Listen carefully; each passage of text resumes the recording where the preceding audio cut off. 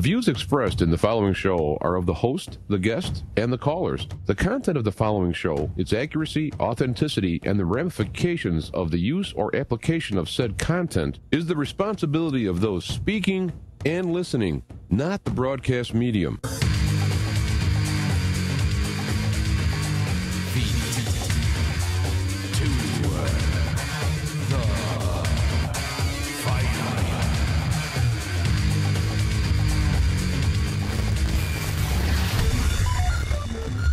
All right, we are back and we are live. Feet to the fire. I'm your host, James Althianchek, the Black Knight of Talk Radio. Welcome. Now, last week I didn't do a show. I was preparing things, and I was discouraged. The bandwidth dropped down very low, and I didn't do it. Now, what I decided to do, upon thinking about this, was that in the future, which is today, so far so good, but when I do the show, I will, if the bandwidth is bad for the HD broadcast, I will record it locally while doing the live audio on Spreaker. And then after the show, I will upload the local copy. So this way, there will be a show every week. And if you care to listen live instead of watch live, you'll have that option. Or you can wait to the upload. Though I do like the doing live, and I do like the radio thing. The only reason I'm doing the YouTube aspect is to it actually gets to a wider audience, believe it or not, than radio does. It was usually around for years. Also, I could use bring documents and whatnot and stuff and bring it on there. I'm not necessarily exciting to watch, but and then you see the interaction with the guests, blah blah blah blah blah. So just remember that if you do go to the broadcast and it doesn't start, there'll probably be a message there that says something. You can go to feettothefireradio.com and you click on the green button, which is the audio button. It goes to the page. It may just, I think it already starts when you get there. And if you have Spreaker on your phone, you can go look up, Feet to the Fire Radio on Spreaker, and you can subscribe or friend it. I don't know what the terms are. And you will automatically be in your little list to be easier to find. I know I do that with the Zeph Daniel podcast. When I'm driving, it's there. He was on a couple of weeks ago. If you missed that particular broadcast, it was kind of interesting. Anyway, that is that. I'm looking at the Facebook feed now because I missed a show, so I have like a trillion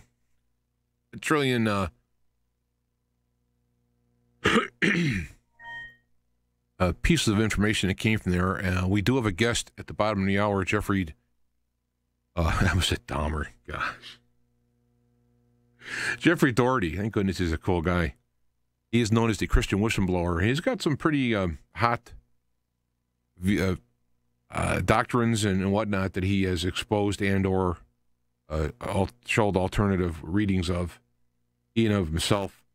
We'll get to his YouTube and whatnot at the time. You can check this stuff out. But meanwhile, basically, I'm going to do an impromptu talk and ask him questions about what he's come up with in terms of whistleblowing on Christianity and what it is. He himself being a pastor for many years and well-versed in the Bible.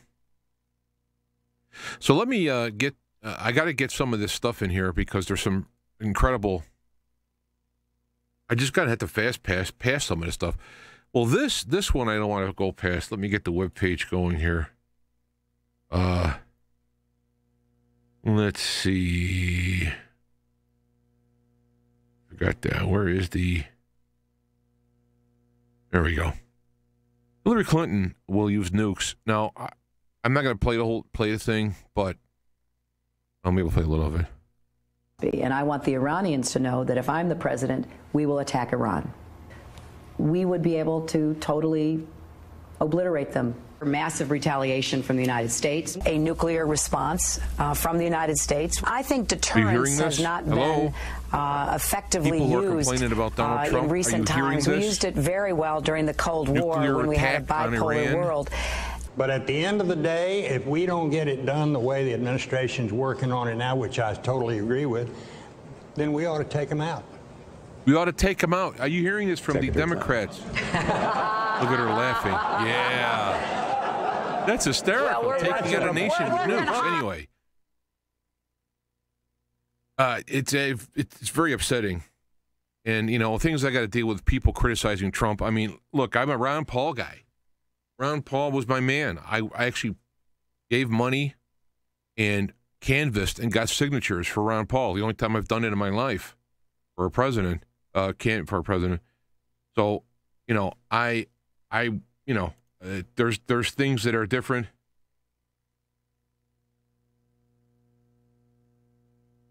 Here's a question. So I mean, I like a lot of his policies. I wouldn't say and do things like what he's done, but you got to get into office, and Ron Paul got pushed off the stage like a pansy because he didn't fight and use words and call names and do all this stuff that Trump has had to do in reality. He was just being an intelligent, informed guy, and the Republican Party laughed him off the stage because he was like a freak or a goof, and yet as soon as he doesn't run for president, he's back on TV as a financial authoritative information. So anyway, so that's why we got the people. You know, you got to fight to get through. You have to get elected and get through the system, and you know that takes a certain person, and that certain person is Donald Trump. Here we go. I'm going to go real fast. After Trump's announced the tariffs, the Chinese solar company says it will build in U.S. factories. Now, here's the deal. Do you want to be the company at the top making the money but importing from another country? Or do you want to be the people putting the stuff together on the ground while the people at the top are from another country? And I'm not saying a Chinese company would allow an American, a naturalized American, to rise to president, for example, of the company, but it goes with any country that they're going to have their own at the top. But the bottom line is more people get jobs and more work and more local information. You get people working local or buying local.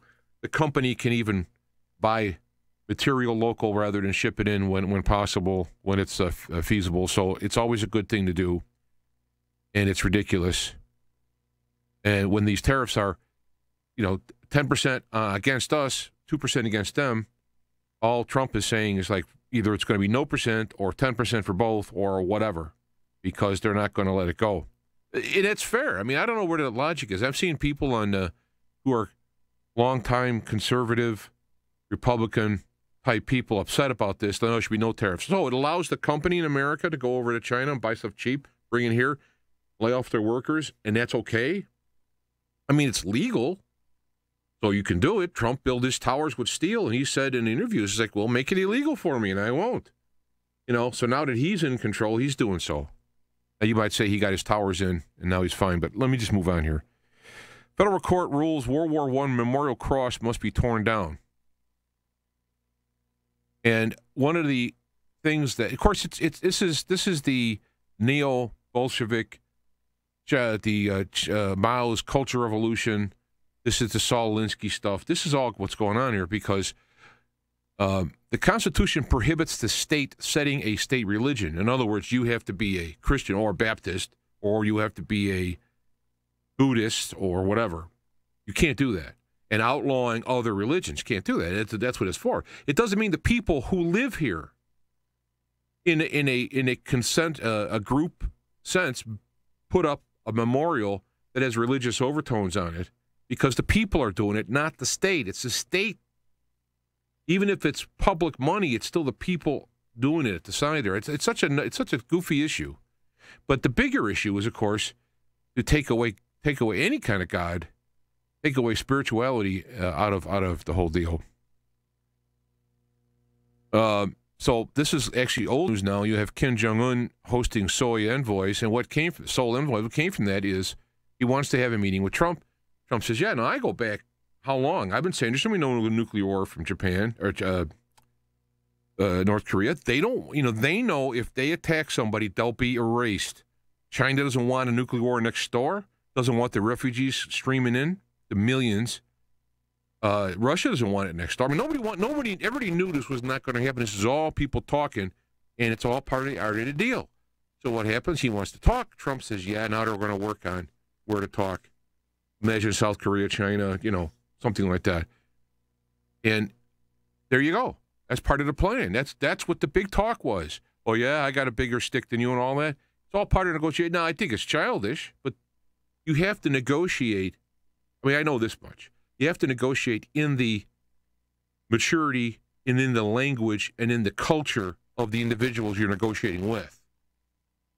So there's an understanding. I'm going to watch the clock here. Here's a quick picture of a rail yard that I go to. A container fell and crushed the truck. And miraculously, the driver got out. Apparently, he heard some scuffling going on, and he leaped out of the truck. Had some damages from leaping out of the truck, but it's better than having your skull crushed in.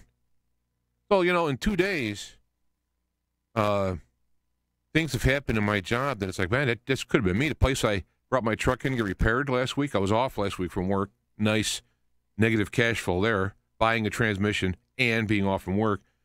But the place that fixed it this week, last week I was in there, this week it burnt down. Well, it had a fire. Didn't burn down, but my truck would have been burnt and or watered to death. So I just missed it by days, and I missed it. I was sitting in the same spot just the other day, so it lets you know. Let me see if I can skip ahead.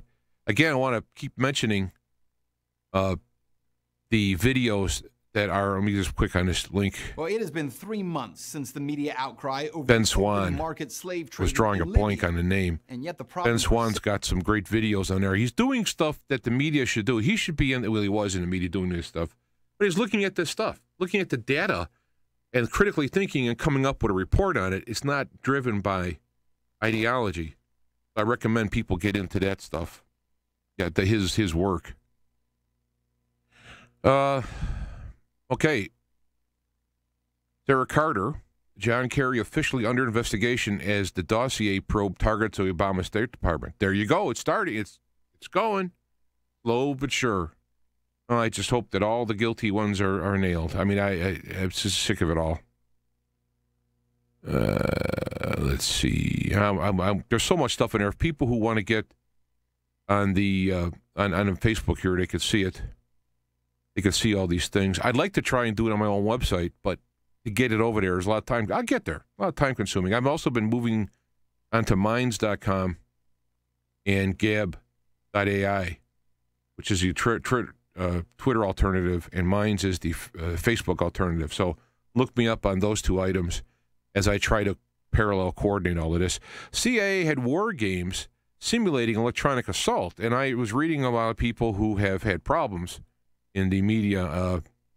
Catherine Upton Fitz was one who put out a tweet saying they were having all kinds of trouble with their servers and whatnot, and now they're simulating war games. So to take this around, I'm saying what they're doing is simulating an attack on oppositional websites who are exposing the corruption. When it gets to a critical mass where these people are getting ready to be walked out on change, or they are being walked out on change, then down goes the people who are going to report on it to try and keep it secret. Vaccines contribute to SIDS, sudden infant death syndrome. This is a big kind of I'll do one gun thing here and move on. This is an article being written in New York Daily News. Firing an AR-15, it's horrible, menacing and very loud. The coil bruised my shoulder. The brass shell casings disoriented me as they flew past my face. The smell of sulfur and destruction made me sick. Meanwhile, here's a kid. Girl shooting one. So I'm going to get Mexico slapping the tariffs on China as well. The United States says that all countries hit by U.S. tariffs can renegotiate exclusions. They can negotiate how they could come up with a fair deal. So if we don't come up with a fair deal, here is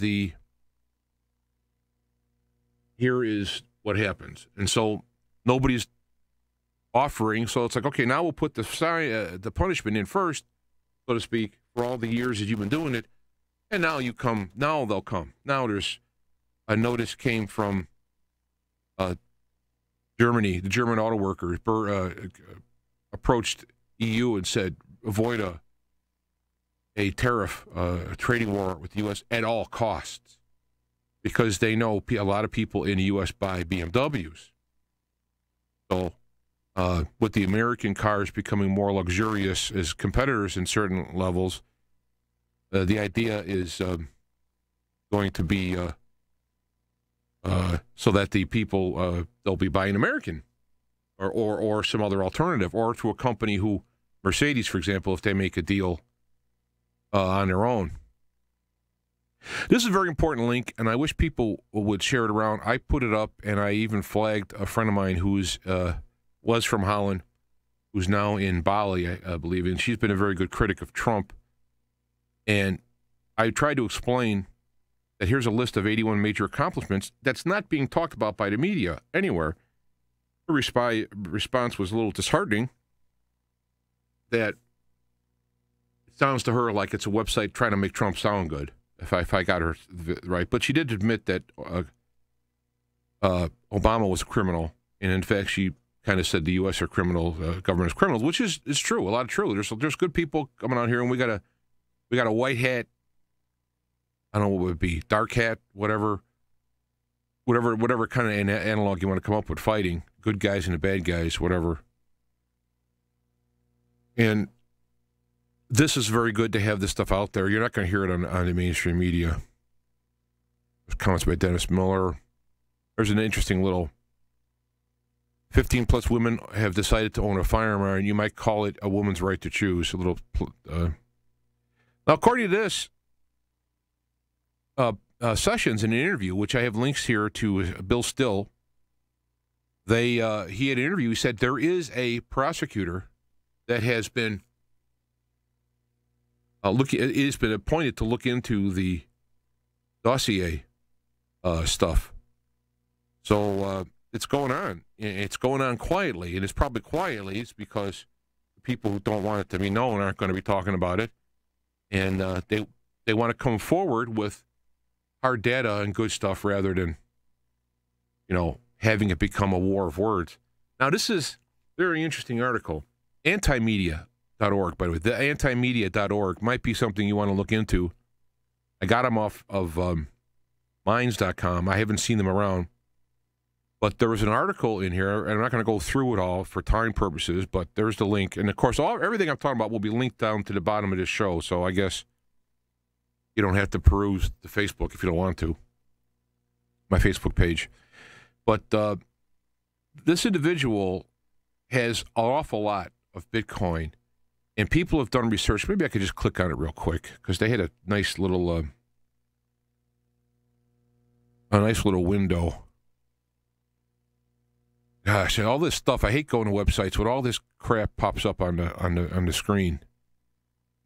They traced actual transactions: 2,000 bitcoins, 6,000 bitcoins, 8,000 bitcoins, 6,000 bitcoins. They traced these transactions, and you are lined up with downturns because, of course, being market driven, all of a sudden there's 6,000 bitcoins for sale at $10,000 a piece or whatever. It drives the price down because the volume of buyers at any given moment isn't that huge. So you have a supply and demand within these trading areas, and the price goes down. So very interesting. I'm glad I could see some data of why it's falling, because Bitcoin should not be falling. It should be rising up to the level, which I look as being very high, that will be where it levels off. By all my logic and analysis on something that's never happened before in history. So it's one of those variables you don't really know. But my approach, this is what I looked at, and it's going against what I was saying. And this is here's 18,000 Bitcoin. I mean, that's phenomenal money. It must be nice to have that kind of cash. I'd be buying and selling 20,000 Bitcoins at anywhere from $10,000 to $20,000 a piece. Anyway, that is a very important article, and I wanted to bring it up so people could see that. Links will be on below. If this, work is true. I believe you can't actually tie down an individual to sales, but because of the way it was set up, this person has drawn a higher probability of yay than nay, and I think that's good. Also, in Seth Rich, Ed Butowski, and I've heard this before, but now names are coming out, said that the father confirmed that Seth Rich had contact with WikiLeaks, and they're interested in finding out who killed their son. Now, they're not saying it. This is this guy. He could have made it up. Family friend. No one's coming out and saying, no, he didn't. It's not true. So, and who reports on this?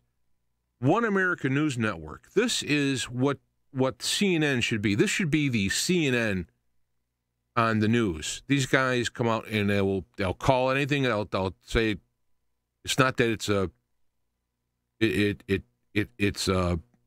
does the news. It reminds me of investigative reporting, and wherever it goes to, without limiting what it does. So it's good stuff there. One American News Network, OANN, is their tweet, I believe, and also you can look up YouTube. They do post, and here we are. This is on YouTube. They do post some of the work they do. Some of it doesn't. You have to watch it on there. I actually pay to have it streamed. It's on Cloud TV. They have a news group, a news crunch for $4.99 a month, and you can get it on your computer, or you can get it on Roku, which I do both. And so you can watch it if it's not on your cable. But it was on Uverse. I mean, before it was Charlie the Wonder Dog. That's one of the two dogs we have. I found that picture poking around. I was off a week, so I did a lot of spring cleaning, let's say, in the computer section, and I found some things. Now, this lady posted that she was fired not because she was carrying a gun at work. She's licensed concealed carry, and just because she has the license, not bringing the gun to work, but is licensed to do it, she was fired because of risks. And people were wondering, how can it be possible? She didn't have the gun. So I wrote this article, which I later on posted, explaining that, especially in Illinois, if you are a licensed concealed carry and you are accosted and you shoot somebody, most likely you're going to get sued by the individual or a lawyer who talks him into it, especially in the unfriendly gun states like Illinois. So I have insurance, so that if you don't use a gun, say you pick up a crowbar and hit somebody who's attacking you, same deal. It doesn't have to be a gun, but it's the idea of it. And so people who are legal gun owners, they want to have gun control to limit their legal ownership, and yet none of these shooters were ever legal owners, or if they were owners, they got through loopholes that shouldn't have been there, and none of them are like NRA members. It's not like you have legal group gun owners. So I want to put these, already they got to have insurance now, because the guy who's attacking you, what are you going to, you could sue him for what? But if you have a job, house, car, savings or what have you, oh boy. So how's that? That's really nice. Another thing Trump did was he pardoned. If you recall, there was a guy who took pictures on a sub, and technically the sub was classified, the insides and all that. He took pictures of it on his phone for souvenir purposes. Didn't show it to anybody yet, anyway. And he was charged with having top secret stuff on his personal devices. He pleaded the what the media called the Hillary Clinton offense, which was that Hillary Clinton had gobs of classified stuff on her personal devices. And they said that, well, she didn't really mean anything by it and let her go. He didn't mean nothing by it. He still got convicted. So Donald Trump released a official pardon for him. And I thought that was excellent. And he posted a cherished piece of paper that he got. That's a cherished autograph right there. Your pardon. Jerry Brown's being all to do with this. Let's see what time it is. I gotta wind it up here. But Jerry, well, I'll keep the whole thing in there. This whole idea, Jerry Brown is fighting. I guess he's kind of losing. I didn't see the video, but he's kind of losing it. That Sessions and Trump are coming in with the going to be addressing the states being sanctuary states and potentially the individuals who are at making these decisions, like the Organian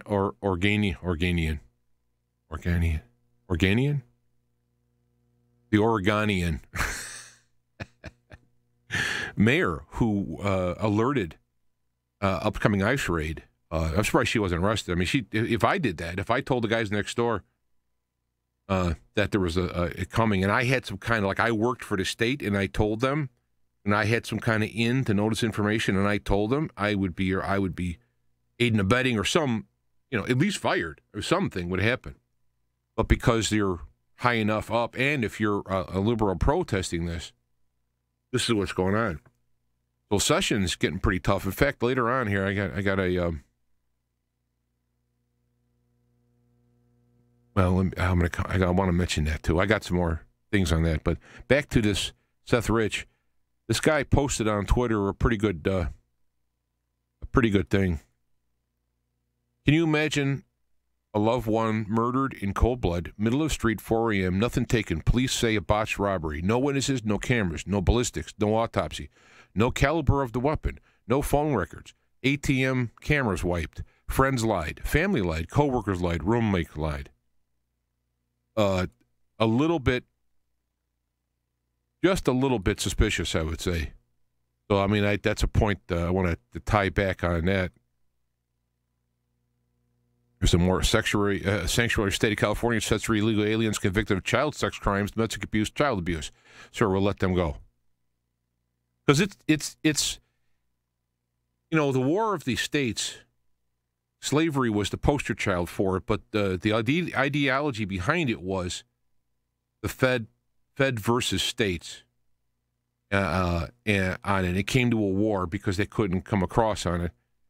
And there was a secession and all that. This is brewing again with California and the sanctuary states.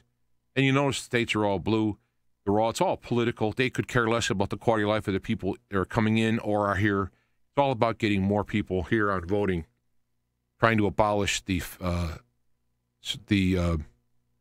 to be a popular vote and have California, Illinois, New York, Florida, and other run the whole country because of the density in population. And that's why when I let that happen, I'm trying to get to,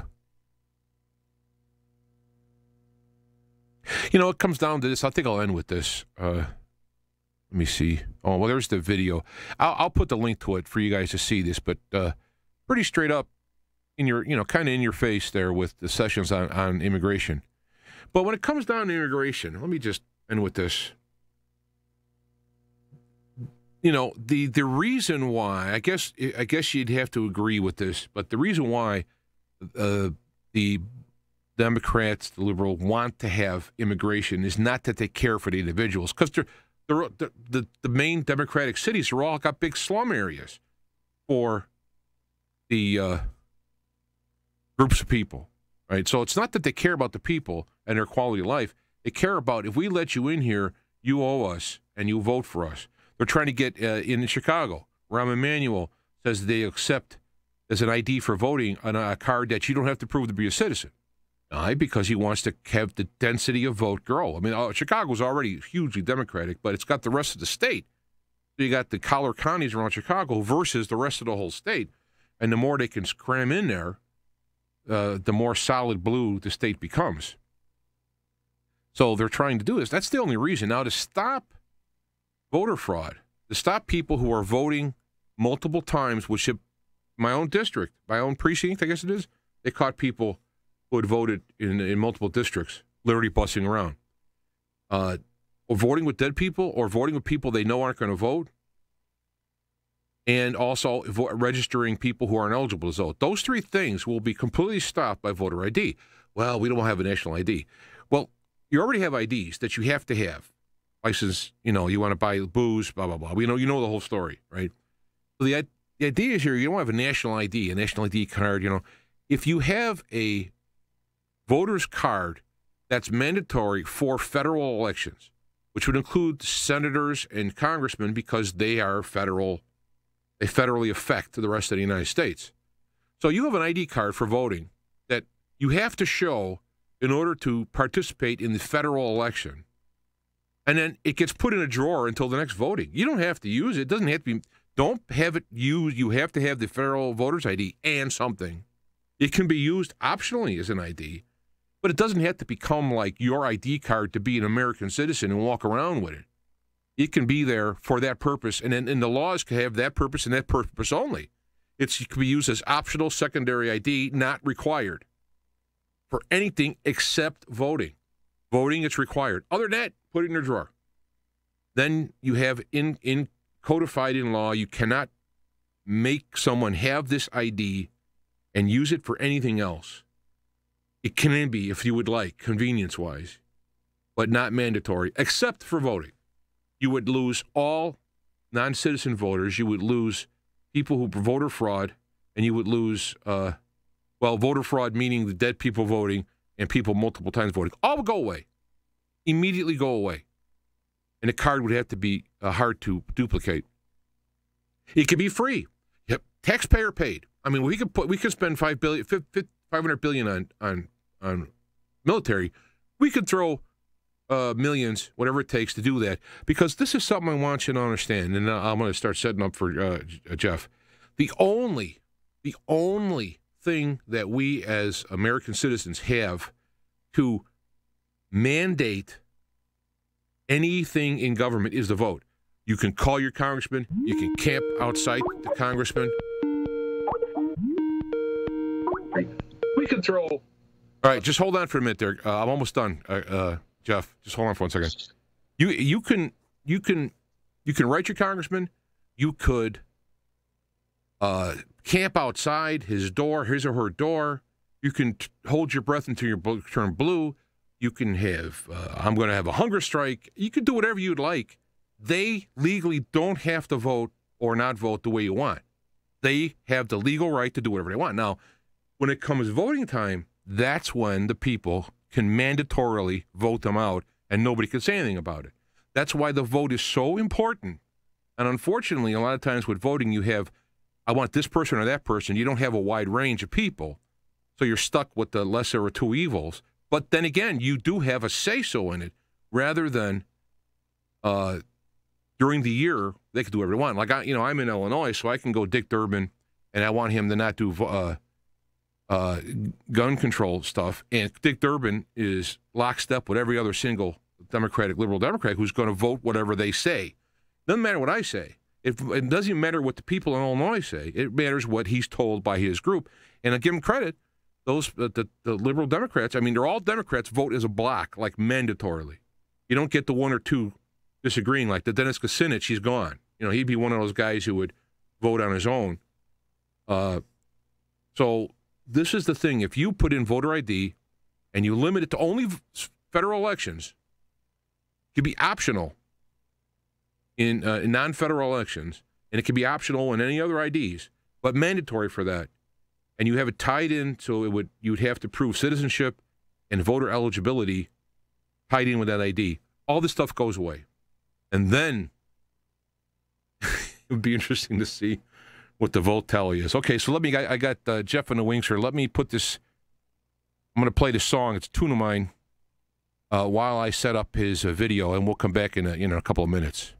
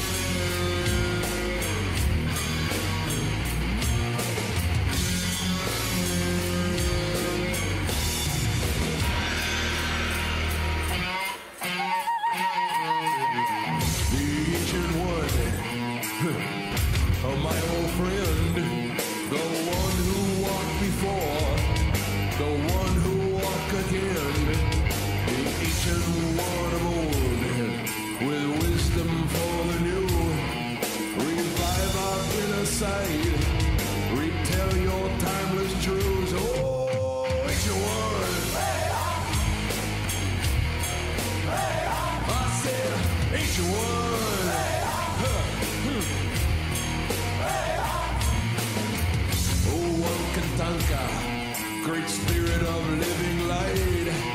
who heals from within, whose healing light brings life, the one who is beloved, whose love is all about, whose breath is in us all. Come bring within, without, oh, each one. I said each one.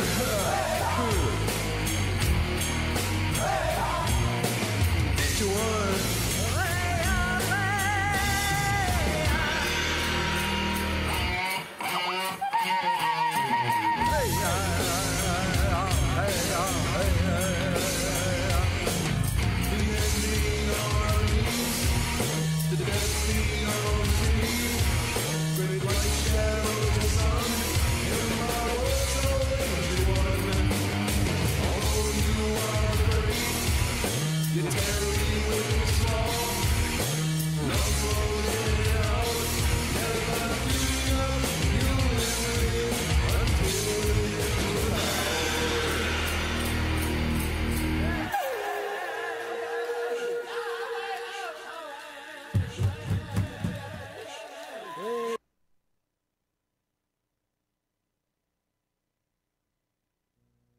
Let me push this on here, and let's see if we can go with,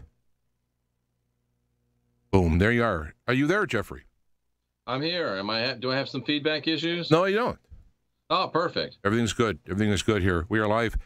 Jeffrey Daugherty. Now, I've already said Dahmer once, so if I say that, please forgive me. It's very bad of me, but, you know, just, it's all in here. It's all the gray matter. You can see it dripping out. My hair is all gray now. It's all gray matter that came out. So I apologize up front. It won't be the first time. Yeah. He has, let me go to the website here. He has a bunch of stuff people can find. He have his main, whoop, let me change the window here. Whoops, wrong window. There we go. You have the Christian Whistleblower.com. I'm sorry, JeffryDaughter.com, which is where your source is of all the information.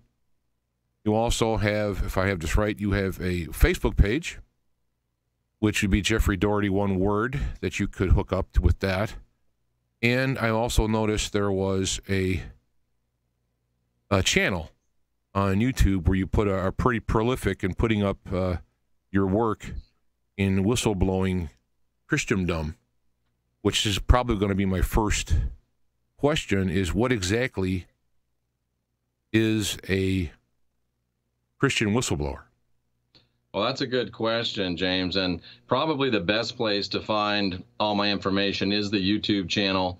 I like to jokingly say that's all of my heresy and one-stop shopping. So we almost 1,200 videos now. And what is a Christian whistleblower? Actually, someone went on a national radio show and used the term of me derisively, compared me to Edward Snowden. They weren't a friend of Edward Snowden. And they said that I was the Edward Snowden of the New Testament. I was, in effect, a Christian whistleblower and a bad guy. I heard it, and I thought, you know what? I really like that, and I adopted it as my moniker. And what I mean by it is clearly the Edward Snowden analogy. Snowden was a member of the NSA. He saw things within the NSA that he thought were illegal, immoral, and detrimental to American citizens. So he came out and started talking about them, whistleblowing on them. Likewise, I was 20 years as a Christian minister. I have a Bible college degree. I have over 100,000 hours of study in the Bible. And I have determined, after 35 years of experience, that Christianity is a fear and guilt control matrix. It is a usurpation of the doctrines of the Christ. And most people are suffering from acute Stockholm syndrome, and when someone wants to come and set them free, they'll actually fight on the behalf of their captors against those that are trying to deliver some truth that can have the potential to set them free. So that's a long answer to a short question. No, it's actually quite precise, because it's very good. One of the things that I've done, and we've been on the show together before, one of the things I've done is basically done my own version of it for myself and checked out the doctrines in the church I was in. And I used just the Bible and various Greek and Hebrew lexicons and whatnot, so I can understand what the words mean. I looked at them in historical context. What did it mean when they said it? what did other people mean outside the Bible? And I built my own understanding of it and found out there were some problems with the doctrines, which when I brought it to the pastor, it was a regular Baptist, was the GRBC, and I brought it for him. I mean, while he disagreed with it, he couldn't say to me, oh, well, here's the problem, this, that, the other thing. And that's when I started to realize that there were opinions. Now, in his case, he was a pretty nice guy. I think he really was an honest believer, loving guy. But you're right. I think, like anything, when you go up that ladder, that's where the psychopaths and the rulers and the controllers go up and use it. So I that's a very good response to how you put it. How has been? I'm not hearing you now. You're muted. That was my fault. I was muted. There we go. The old saying is that power corrupts, and absolute power corrupts absolutely. And the higher you get up in that pyramid, the more power that you're dealing with. And I think the more corruption that you get, and the higher you get up, the people know exactly what's going on. And it is, in my opinion, a fear and guilt control matrix. Many times at the local level, people don't know. Although I suggest, with all the resources that we now have on the internet and with all the education we now have and with the scriptures there for everyone, and you can go to places like BibleHub.com, and I don't get paid by them. You can go there and you can learn and read and know everything that a PhD seminarian knows. So really, James, we're pretty much without excuse at this point if we don't know what's going on and if we don't know what lies beneath the foundation of our beliefs. Yeah, I'm looking at Bible Gateway is something that I also use. Let me go to the page. It's nice because you can pick out all the various versions of it and so forth and so on. Right. So it tell you it's a hell of a lot easier now to study this stuff than it was back in the 90s because of all the online stuff that's available. James, I can remember sitting in my house in my living room with literally books covering almost the whole floor, turned open to different pages and having to go through and actually go paper to paper to paper, book to book to book. And you've got thousands of dollars invested in those books. And back in that day, I could understand why people, maybe weren't going to invest the thousands of dollars and weren't going to invest the time. But these days, it's as simple. It's just as easy as sitting down and looking up cat videos. It's just as easy as sitting down and watching movies online. And really, it comes down to how bad do you want to know what's really going on, in my humble opinion. Yeah, because I had to, you have the Strong's numbers, which is a great help, but there are some problems with them as you get deeper into it, and it is tied to limited manuscripts. So, I'm going into looking at actual Hebrew words. And having to find the root and look it up. And I tell you right now, I wouldn't have the patience. I'm glad I did when I was younger, but now I don't have to because we have these helps. So let me ask you, what do you think in terms of whistleblowing and in terms of church versus Jesus teachings? In fact, I think one of the shows we did was about Paul. I'm not a great Paul guy. You're even a less great Paul guy than I am. But the churches are really Paulinian. They're not Christian, so it should be Paulinian churches. But in the context of whistleblowing, what would be the most egregious, you think, if you can be specific instead of general, like just oppression? What would be the most egregious violation of Jesus' teachings that you find common in churches? I would say that the number one, there's really two of them that come straight to mind, but the first would be the concept of original sin. Paul teaches that we are born with sin. From the time you take your first breath, due to the transgressions of Adam and Eve, whomever they were, that we are born with original sin. And that means that we are sinners. And the next logical step is that we need salvation. And if you need salvation, you've got to have a Savior. And Christianity says they have the only Savior. So it sets up a paradigm of sin, salvation, Savior. So if you're a sinner, you need salvation. They've got the only Savior. So they've got you over a barrel, so to speak. But the Christ said that the kingdom of God is in us. And the reality is that we have not original sin, but we've got the spark of divinity within. So we're not born sinners. We don't have a need for salvation, so we don't have to go to anybody's Savior. What we have is a progression, a ascension, if you will, of learning the ways and the truths that lead into life that were given to us by the Christ. So instead of having original sin and trying to do what you can to avoid this place called hell, the Christ says, I've given you the spark of divinity within. I've given you the ways and the truths and the lives that lead unto life and life more abundantly. And I've given you peace that passes all understanding. So I think that is the biggest difference between Pauline Christianity and the fear and guilt control matrix and the true religion of the Christ.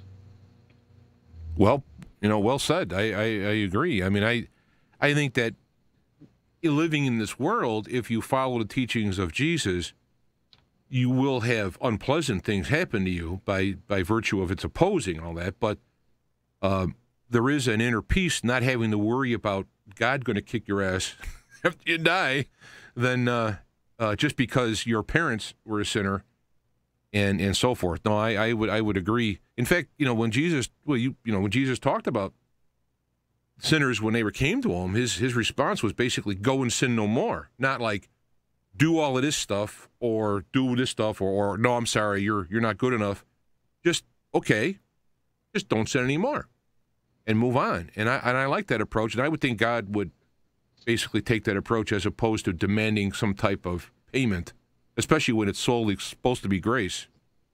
Right. And it's even more insidious than that, James, because, there's something that always bothered me. And the verse was where the Christ said, love your neighbor as you love yourself. That's, the greatest commandment. It said, love God with all your heart, love your neighbor as yourself. And I always had problems with that because I was screaming out, but you never told me how to love myself. And if you read the whole context of the verse, first of all, it says, love your neighbor as yourself. Well, it says, love God with all your heart, love your neighbor as yourself. And what I realized is within that statement of love God with all your heart comes the realization that if you read the scriptures and you hear what Christ said to religious people in the book of Luke, that the kingdom of heaven is in you, then you begin to realize, the kingdom of God is in me. Now, I'm not God, but I've got the spark of divinity in me, and perhaps I'm headed in that direction, but I've got the divinity in me. So now I can begin to love myself. I can begin to trust myself. And even if you got original sin and you get saved, the best you are is a sinner saved by grace. And it's hard to trust a sinner saved by grace. But if you get to the place where hey, I've got the spark of divinity within me. So if I do wrong, if I act wrong, if I don't always score 100, I can give myself grace, realize that I'm learning, realize that I'm growing, and realize that my deep nature is the kingdom of God in me. And it completely changes the paradigm towards your neighbor, because if you look at your neighbor now, best case scenario, your neighbor's a sinner saved by grace, and you never know when that neighbor is going to mess up. But if your neighbor also has the spark of divinity in him or her like you do, then you look at your neighbor with a whole new paradigm. My neighbor is somebody with the spark of divinity in them. So now I'm much less apt to find differences with my neighbor. I'm much less apt to keep my neighbor at a distance. I'm much less apt to look down at my neighbor. And it's a whole lot more difficult to divide and conquer people that think they are having common the spark of divinity than it is to divide and conquer people that think at best they're sinners saved by grace. So it goes all the way down to the core of the divide and control matrix. It goes all the way down to the core of the fear and guilt control matrix, and it goes all the way down to the core of what the elites are trying to do to those of us that aren't elite, set us against each other so we don't realize and join hands together and fight against the real enemies of humanity. That's, again, well said, and it's a very subtle thing you've brought up, but it's about as subtle as an atom bomb when you actually follow the trail of it. So I mean, this is very important. And I thought myself, we speaking of neighbors, we had neighbor problems for a couple years ago. I thought they were completely unfixable, and then through an act of kindness, both the neighbor realizing that, gee, if I would have been nicer to us, maybe we could have kept an eye on his property and said something, and he came and apologized for causing trouble, and then, hey, can we start over again? And it was like, I tell you right now, I would have thought that was impossible, but what's impossible for man is okay for God. So, yeah, of course. That's where the forgive, 7 times 7 and all that, that's where that comes in. Right there, I could have said, no, you know, you've caused me all kinds of grief and problems and was terrible. But it was like, yeah. And then since then, of course, life has been better for both of us. Now, you said there were two things. Like that's right where the rubber meets the road. You said there were two things. Now, did I miss a second, or were they infused in your initial thing? No, I didn't touch on the second one. And the second real big thing is that, you know, we have this New Testament. It's 27 books. And we think it's Matthew, Mark, Luke, John, Acts, Romans, Corinthians. Very nice and orderly. You know, the first 4 books tell us a little bit about Jesus. And then Paul comes and teaches us the true doctrine. And then it ends up with a little bit of prophecy. And there's your New Testament. That's not even remotely true. There's 27 books. We know exactly when those 27 books were written.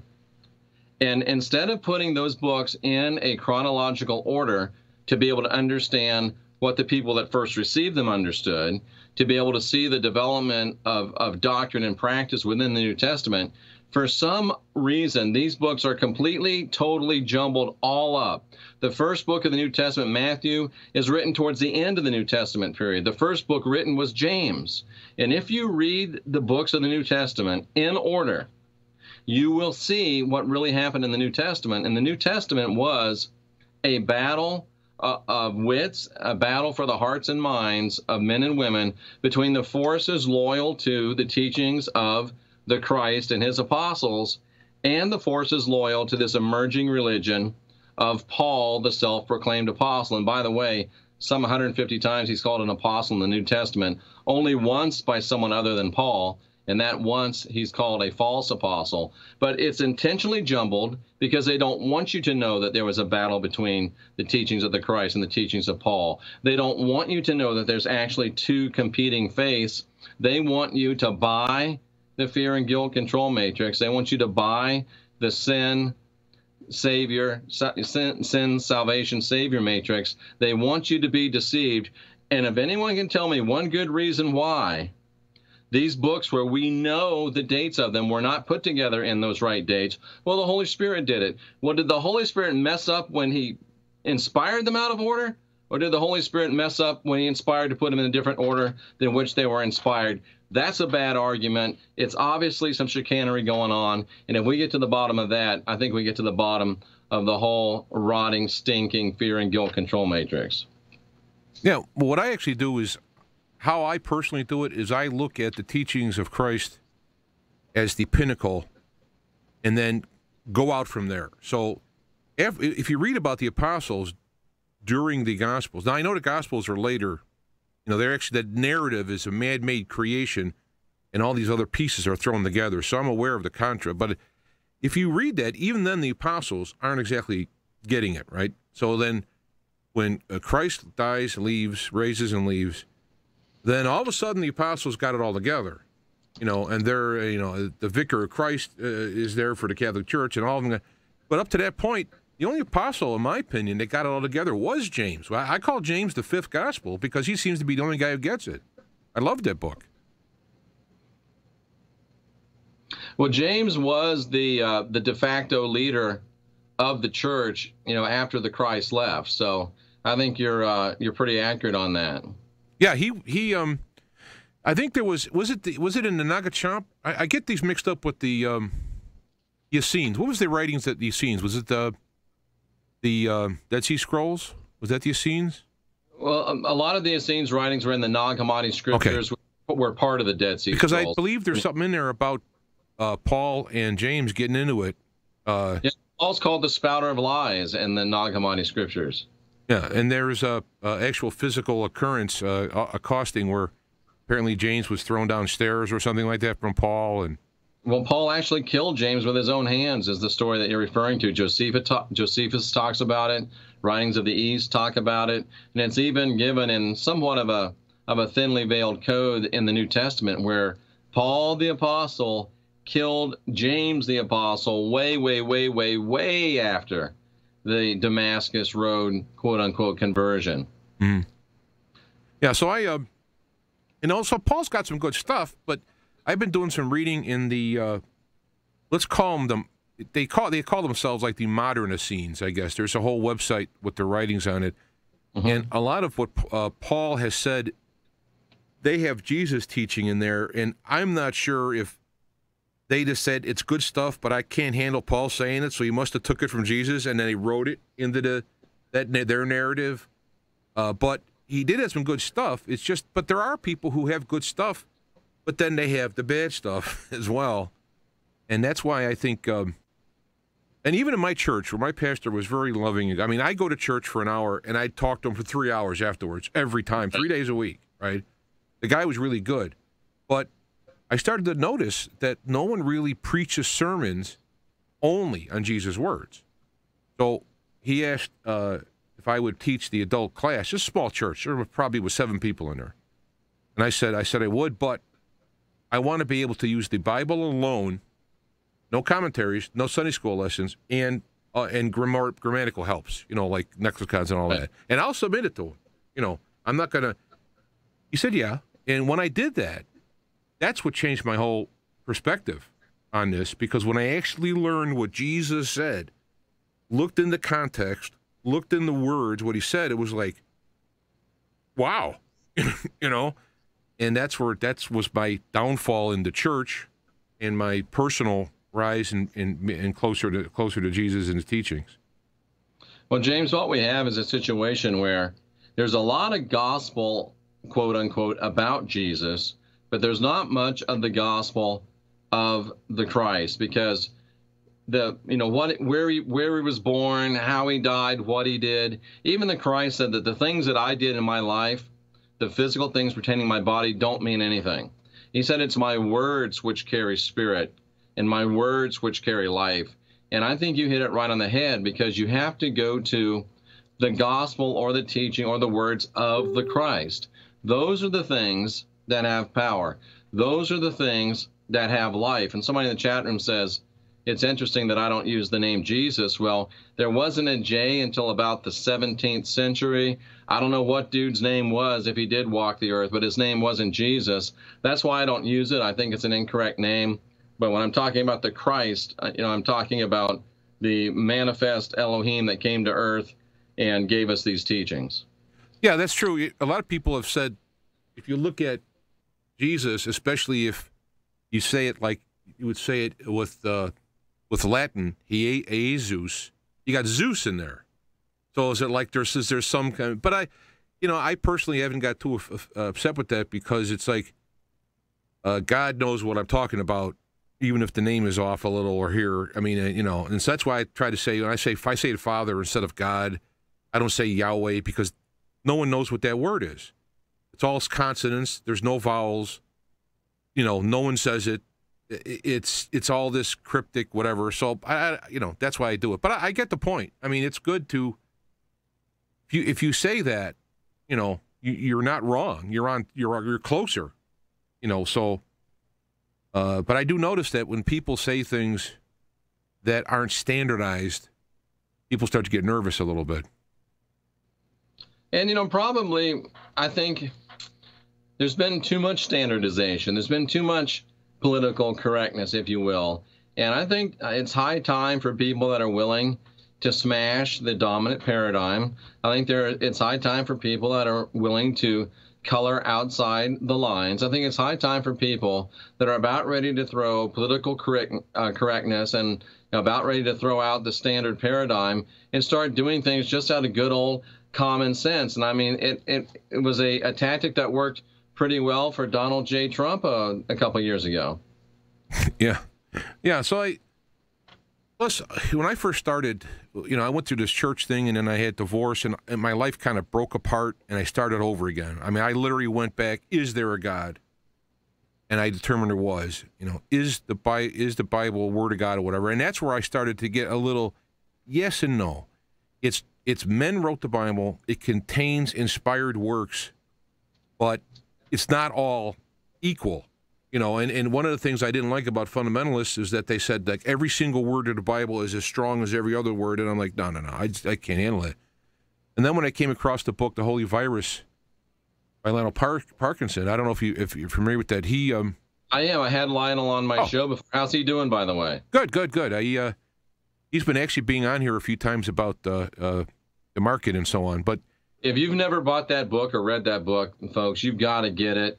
I don't know if it's still available, but what a great book. Oh yeah, it's fact because now I'm going to be walking gum and chewing at the same time here for a second. Yeah. But maybe Lionel can explain to me how, if I buy Bitcoin, I can get it back out if it goes up. That's the thing that's always bothering me, is it doesn't seem like you can get a hold of it that easy to spend it. Yeah, you can, but that's another show. But let me go to this for a minute, just to let people know. There's a website called holyvirus.com that I actually put together for Lionel, which has some of the basics and some interviews that we have done.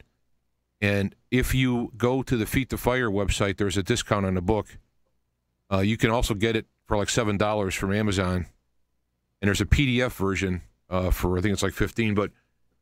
But what he did, because of his, see, I was doing this stuff, right? And I'm going, you know what you're doing. You're walking through the door that people will call you not only a heretic, but walking through the door of damnation here. You're getting close, right? Because I always had a problem with the blood sacrifice.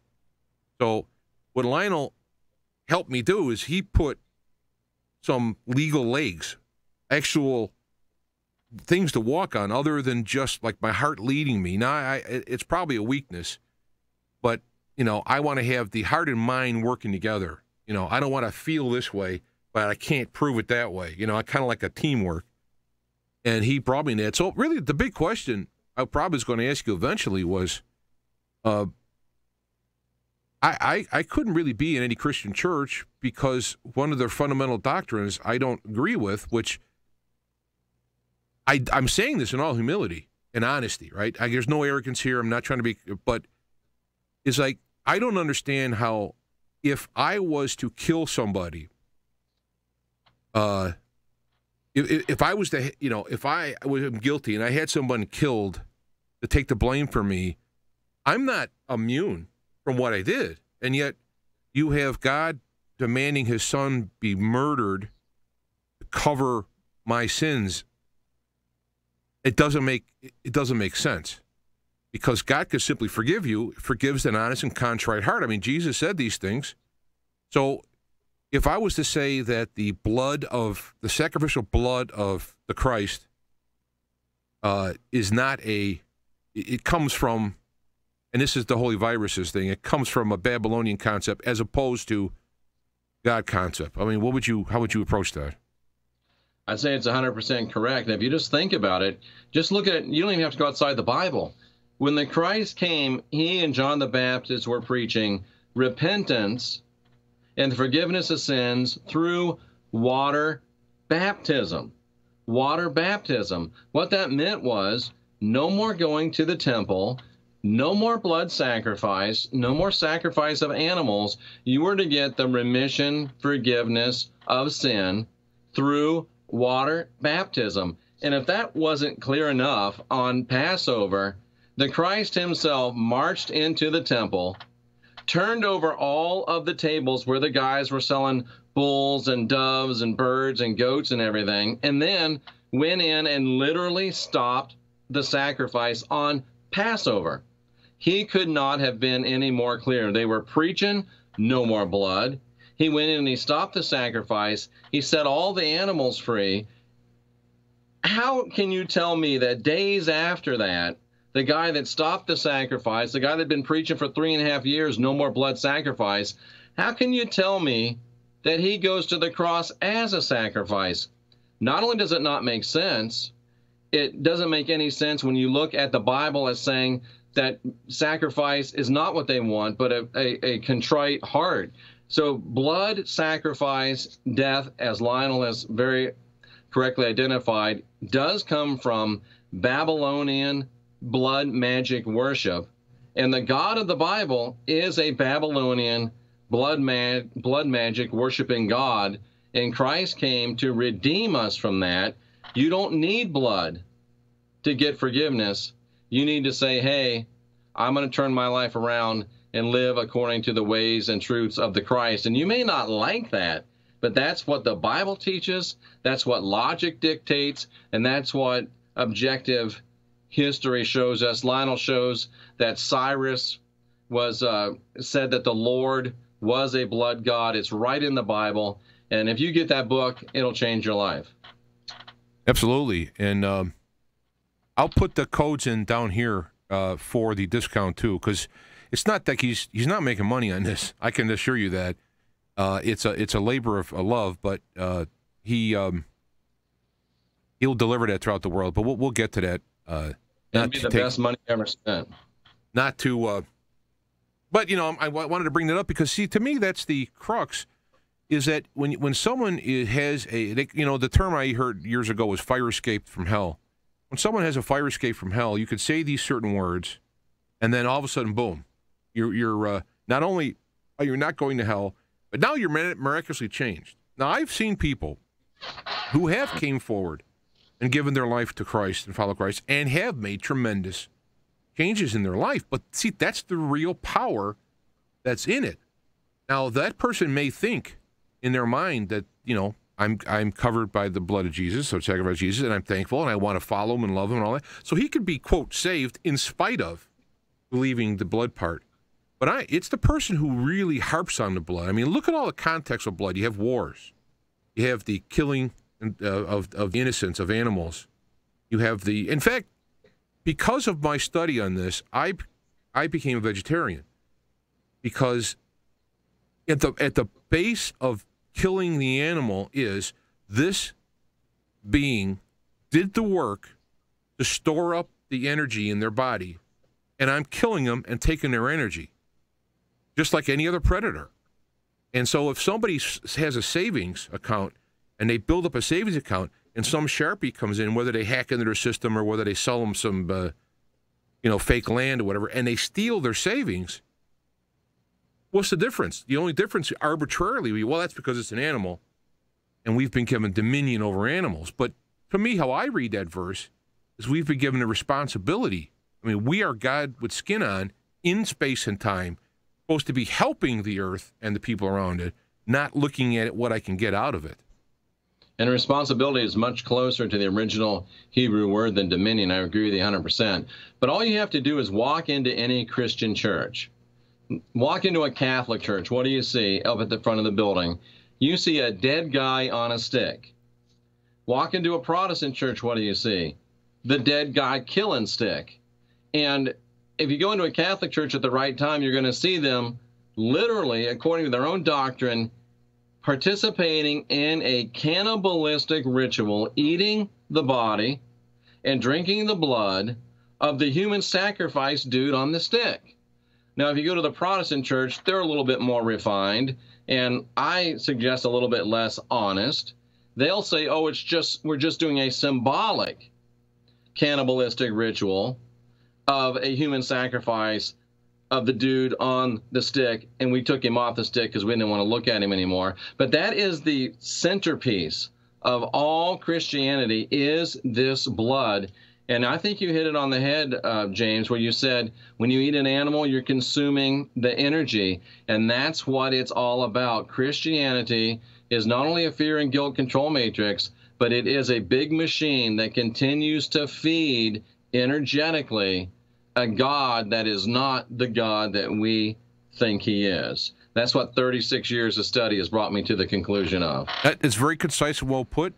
I just want to, at this point, say that all of the Christian churches have people in them that aren't a party to this in a mindful sense, and even in spite of that, they're learning and growing to be more like Jesus, the Christ.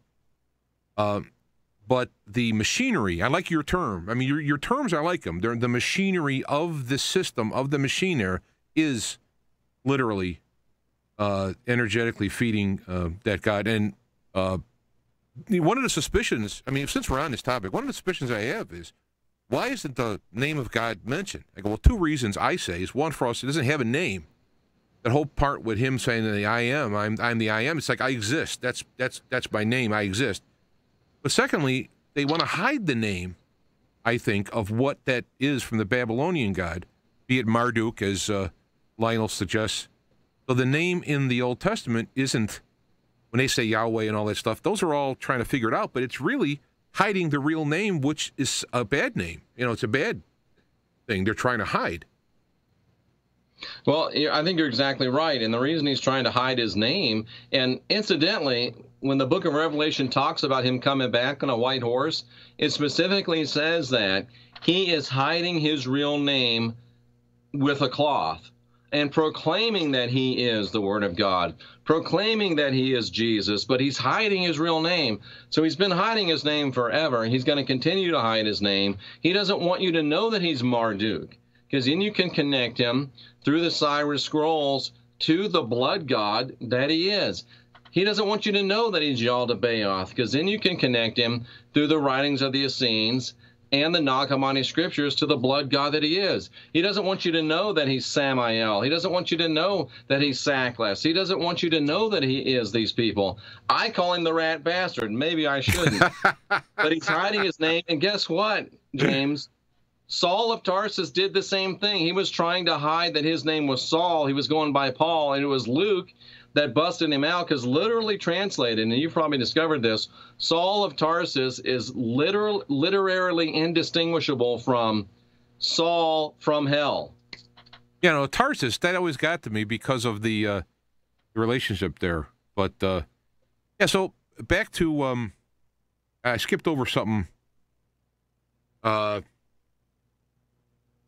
don't know, maybe it'll come back to me. I skipped over a part and went ahead when on there, so it'll come back. But what are you finding in your work is the most objectionable thing that you've been talking about? I don't know, what gives you the most grief, whether it be people hassling you or whatever? What particular topic, or if I can get it as narrow as possible? Yeah, that's a tough one, because if I'm not called Antichrist on my way to hell at least 5 times before my first cup of coffee in the morning, I know something's wrong. But I think probably the number one thing is that I don't believe that Jesus was crucified. That really bothers people. And I don't believe there's power in the blood of Jesus. Those are probably the 2 biggest things. And the close third would be that I think that Paul was a false apostle. Now, you don't think he was crucified? That's interesting. I mean, I know the story of the holy blood, holy grail or whatever. I know that type of thing, and so on. But you have anything else that led you to believe he wasn't crucified? Well, I would actually, as a scholar, turn that around and say, do you have anything other than the Bible that says that he was?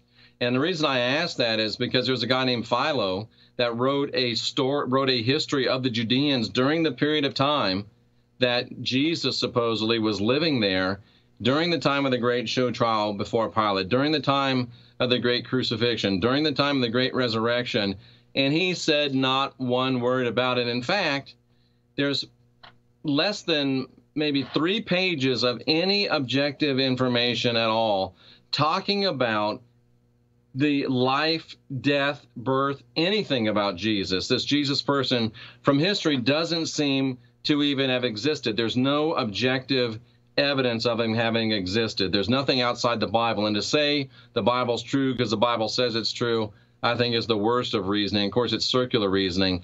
I believe personally that the Christ did manifest in flesh, did walk on earth for a number of years. I just can't prove it objectively, and that bothers me because I'm an objective empirical scholar. But I believe that he did walk the earth. But there is absolutely zero proof that there was ever any crucifixion. There's no proof that the Christ was crucified. If there was a crucifixion, there is some, and by the way, the Nag Hammadi scripture said that he wasn't crucified. The Essenes said that he wasn't crucified. But I believe there's a possibility that if there was a crucifixion, it was a person that was either the twin, Thomas was called Didymus the twin, or someone that looked a lot like Christ that Paul used to set up a patsy.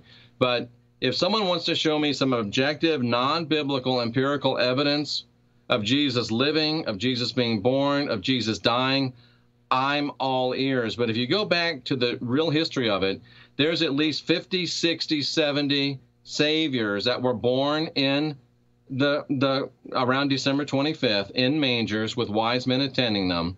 There's the same amount of them that were killed supposedly in the springtime. There's the same amount of them that rose from the dead in the springtime. All they did was make up a story that matched the many and multitudinous religions of the Roman Empire to be a centripetal force, to pull them together, to have them something to combine around, because the great diversity in that empire was causing it to come apart at the seams. It was nothing but a fear and guilt control matrix and a political tactic to solidify an empire, and there's just no proof of it, James, not a shred.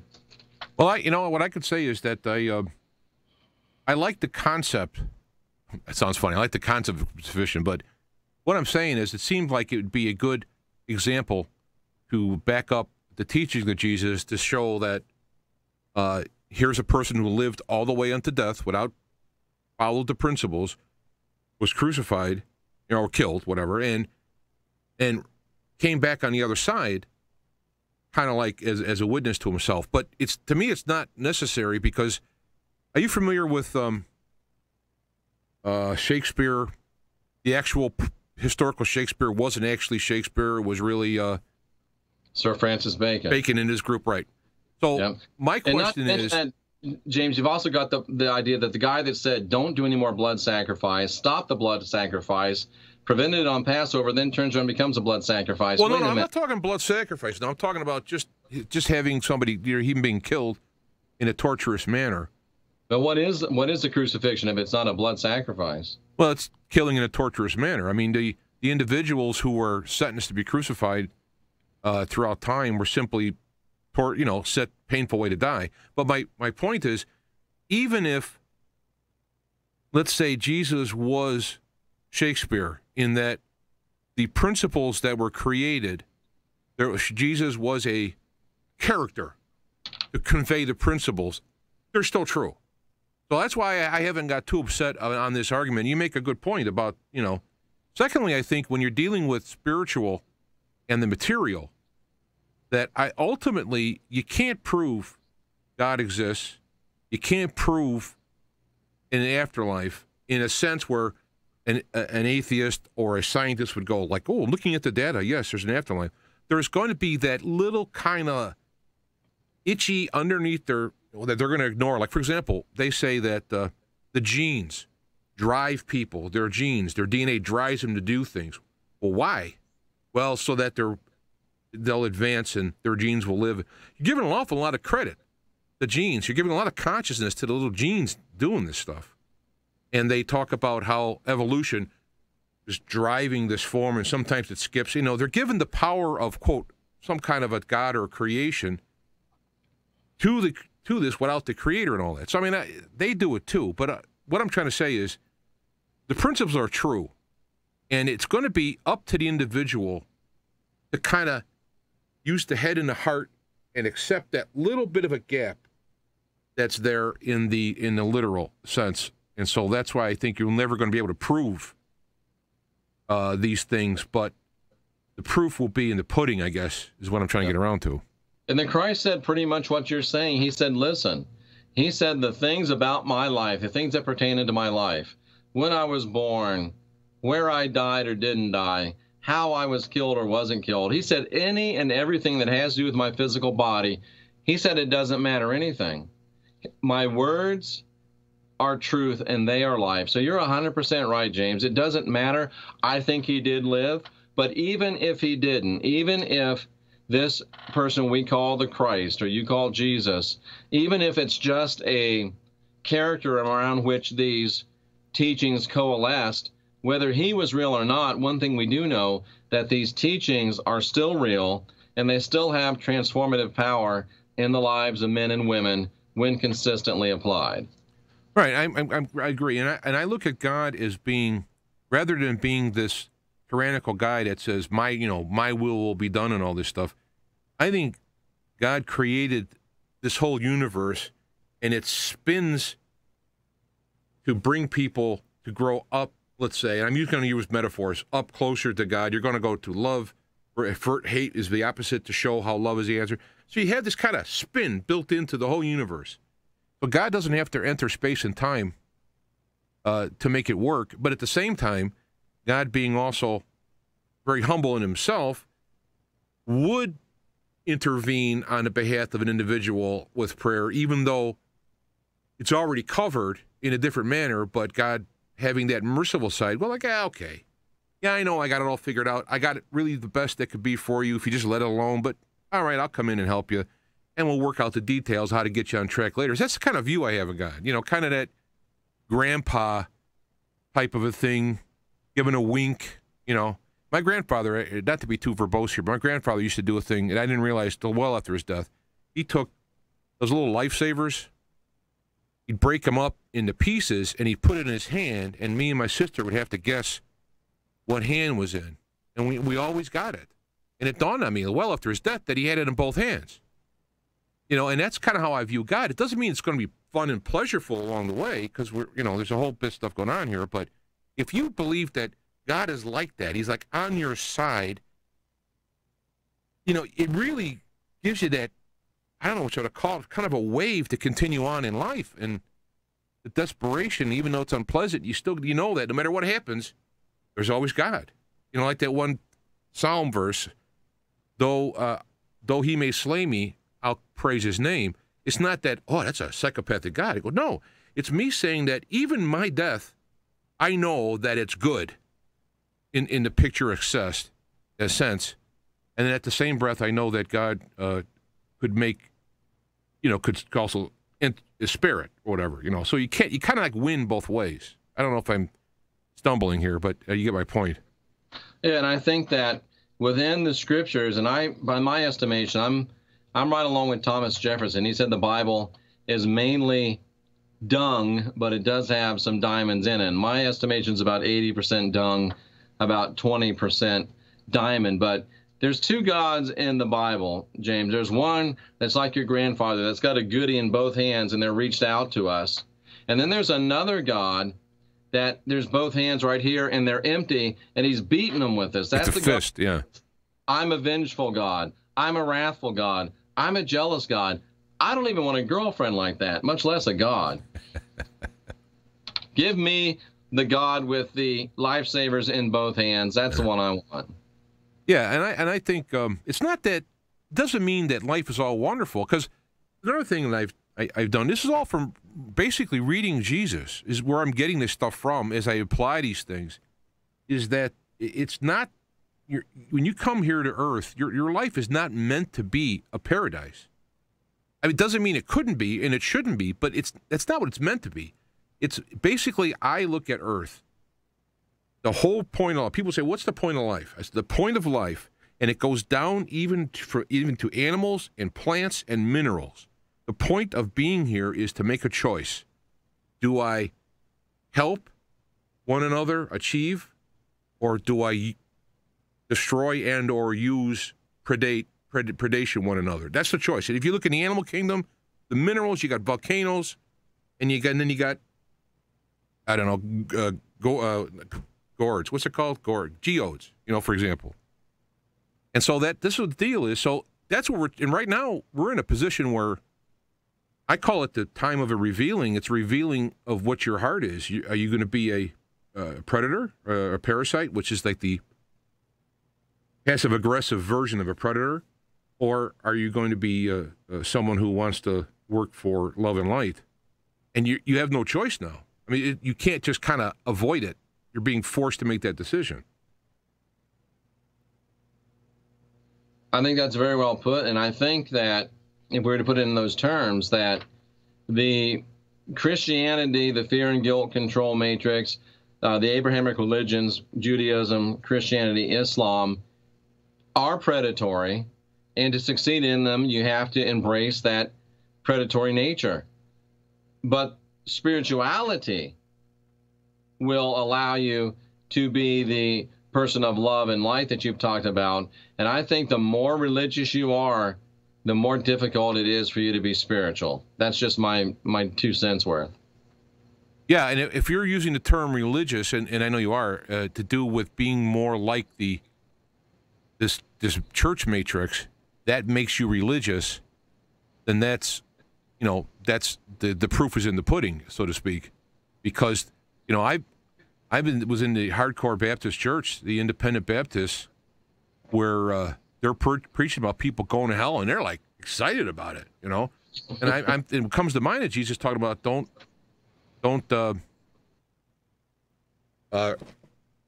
glorify in the downfall of a sinner or whatever. You're not going to enjoy what may happen because somebody is doing wrong and it yields to a destruction. Don't enjoy it, you know. So. And it's hard to figure out why that happens. You know, Jimmy Swaggart said to me one time, he said there's two ways to have the biggest church in town. One way is to build a church that serves more people and helps more people, and more people will come. And the other way is to destroy every other church in town so yours is the only one left standing. And you really have the two motivations there between religion and spirituality, and between people that want to follow the Christ, and between people that want to follow that fear and guilt, predatory control matrix, in my opinion. Well, that's whether you're in business, you're in politics, you know, you have this predator part of it. In fact, I was talking to a guy about this idea of predation. He said, what do you consider a predator? And I gave other than the obvious one, a wolf or whatever, I said, well, if you're a salesperson and somebody's coming in to buy a product and you decide to, through your own talents, get them to spend more and get something they didn't need to spend more money, that's a predator. If a guy comes in to buy something, you give him exactly what he wants, or you can even help him to buy less and use what he has, whatever, that is someone who's in service. And he wouldn't talk to me anymore. Apparently, he was the predator by that definition. You know, there's something that I learned about that's called exchange in abundance, James, and it talks very much about what you're talking about. There's three different levels of exchange. One is an unequal exchange. That means that I hire you to do an hour's worth of work for me for $50, and you take my $50 and only do a half an hour's worth of work. That's an unequal exchange. The other one is I pay you $50 to do an hour's worth of work for me, and you work for about an hour and a half, take your $50 and don't complain. The third way is called, that's equal exchange. The third way is called exchange in abundance. The second way was I give you $50, you do an hour's work, you go home. The third way would be exchange in abundance. I give you $50 to do an hour's worth of work, but you're not quite done, so you work for an hour and a half, get it done right, get it done perfectly, and still don't ask for another $25. And I think that if we will live our lives in a place of exchange of abundance, doing a little more that's expected, going a little further than is expected, being a little nicer than is expected, being a little more patient, a little more kind, if we could live and create a world of exchange and abundance, I think it'd be a much better place. And I think what you get in return for that is that the pay, quote, so to speak, for that extra work comes in terms of divine energy. And plus, I'm going to hire you again, and next time I'm going to give you $75 for the hour because you did such a great job the first time. I'll hire you permanently. It creates a perpetual blessing machine, if you will. Right. And I guess a variant of that would be when Jesus says, if you want your cloak, give him your coat as well, or walk 1 mile, walk 2, you know? Exactly. And of course, people take it legalistically and go, well, if I give him my shirt, I'll give him my coat. But if he doesn't ask me for my shirt or coat, then I'm done. But the idea there is to, if he needs a shirt, look at the situation, see what else is needed around to give the whole full kind of help and so on, you know. And so I mean, this is why I think Jesus is not popular, because who wants that? I'd rather be able to have the legalistic thing, check a couple of boxes, and I'm on my way. And when you actually study Jesus' words, it doesn't work that way, you know. I mean, you can go on and on with parable after parable. When you have the Pharisees and the priests walking on the other side away from the guy who was hurting, and then you have the what are they called again? I've lost the word now. One of my gifts. The publicans, the Pharisees. No, but I mean, in the parable, there's a guy who needs help on the Sabbath, and the priest walks on the other side of the street, and then the Pharisee, and then there's the Samaritan, there we go, who comes and helps them. And a Samaritan, by definition, is a lower class of individual who you would expect to not help them according to the prejudice of the time, Right. and yet they actually go do the work. And so you can see this type of a deal when you meet someone who needs help. You're God with skin on. God is here through us in space and time. So why doesn't God come down and do something? He is. He's in billions of people. I love that. That's exactly right. The billions of people are supposed to be arranging their life in a, I guess, energetic, biochemical, energetic fashion to allow more of divine energy to come into the place. And so, God is here, and we're God. When people when Shirley MacLaine says like, I am God. Yeah, but not how she's kind of meaning it. It's humbling to realize that the creator of the universe is like hanging out in me. It's like, wow. And there's another part that we don't think about where, the Christ said, listen, if you know a dude that doesn't have a coat and you got two, give him the one you have. And you think, well, man, I got to give up my coat. But what you don't realize is that maybe, having two coats, you're dealing with some extra weight you got in your back and your backpack. And who knows if the next day you're not going to be out walking along your way and you're going to start getting chased by a wolf, and a wolf is running after you. And if you kept that second coat, it might be enough weight to where the wolf will catch you. But because you gave that coat away, now you're light enough to move fast enough to stay ahead of the wolf and stay away from the wolf. So, and I know I'm saying this from experience. I have downsized my life tremendously, and I've never been happier. And now I'm going to places like Coral Castle and Georgia Guidestones and St. Augustine and doing great broadcasts from there. So, man, I'm telling you, it's a blessing to give, but it's also sometimes a blessing that you don't even know you're blessing yourself by lightening your load. Everybody wants a lighter load. Sometimes we just need a little help. And sometimes you do get chased by wolves, and it's better to be lighter and faster. And you bring up a great point, and I agree with this totally, is that we tend to measure in our thought process, like you said about having this Coke, but we can't think about that scenario you just brought up, right?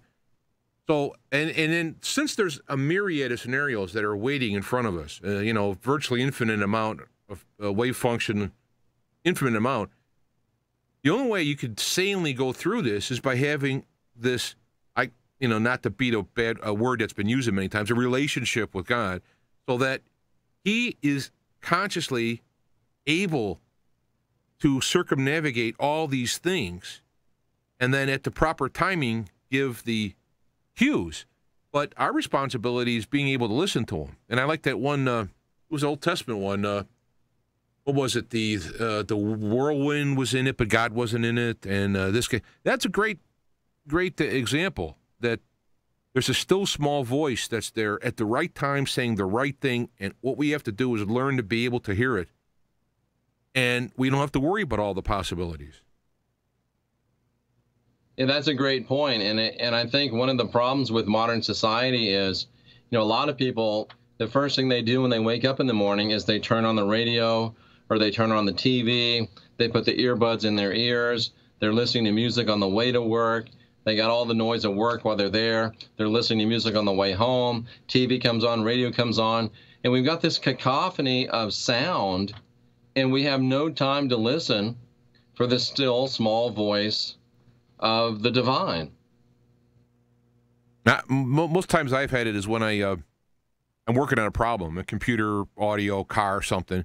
It's late at night, I'm tired, I'm working on it, and I go to bed, and I wake up in the morning, there's the answer. Now, I should have learned by that and went, just go to bed, don't worry about it. But I got this thing inside me. My problem is doing too much. Some people's problem is not doing enough. I got to, pull it back and be less responsible, if I can use that tongue-in-cheek, which is hard to do. If there's any questions out there that you have specifically for Jeffrey, there's a couple ways we can do it. I mean, I have a phone line, toll-free phone line, 888-863-2722, but believe me, it doesn't ring much. People like email, chat room. That's the way they like to do it. Especially, I had one person say, well, I'm listening on my phone. How could I call you if I'm listening on my phone? Well, it's there. but you can go into the chat room that's with this live broadcast in YouTube. There's a chat room for Spreaker as well with this, and you can send email directly to me, James, at feettothefireradio.com. And I believe, if I see this right, you are in this live chat room as well on YouTube. So if you don't actually get the question answered on the line live, you can get it in the chat room. So there's another way to do it. And I am watching the chat room, so if you put a question in there, I'll see it. Yeah, good, because I'm doing other things too, and I missed the question. So I'm obsessive about that, James. I watch the chat room. Even if I didn't want to watch it, I'm still watching it all the time. It's one of those things that I do. I try to stop, but it doesn't work. Yeah, well, I do another show, a music show, fun and comedy and all that. Haven't done it in a while, but the guest host, a host I have, a co-host, he's watching the chat room. He doesn't talk, and I'm like, hey, we got to do a show here. Oh, that's right, So anyway, so I mean, is there a particular point you'd like to make before I go to the next question that I got to think of? Can I ask you a quick question? Oh, yeah, sure. Are you still vegetarian, and how did it change your life? Well, I mentioned how I became vegetarian, and yes, I still am. And a couple things I did learn is that I think that this is going to be subjective. There might be some evidence involved, but I can only tell you how I think that it will make me less aggressive and more spiritually oriented. Now, I think it's not because I'm eating vegetables or vegetarian as much as not eating meat, because I'm killing an animal and eating it. There's aggression there. So I think energetically.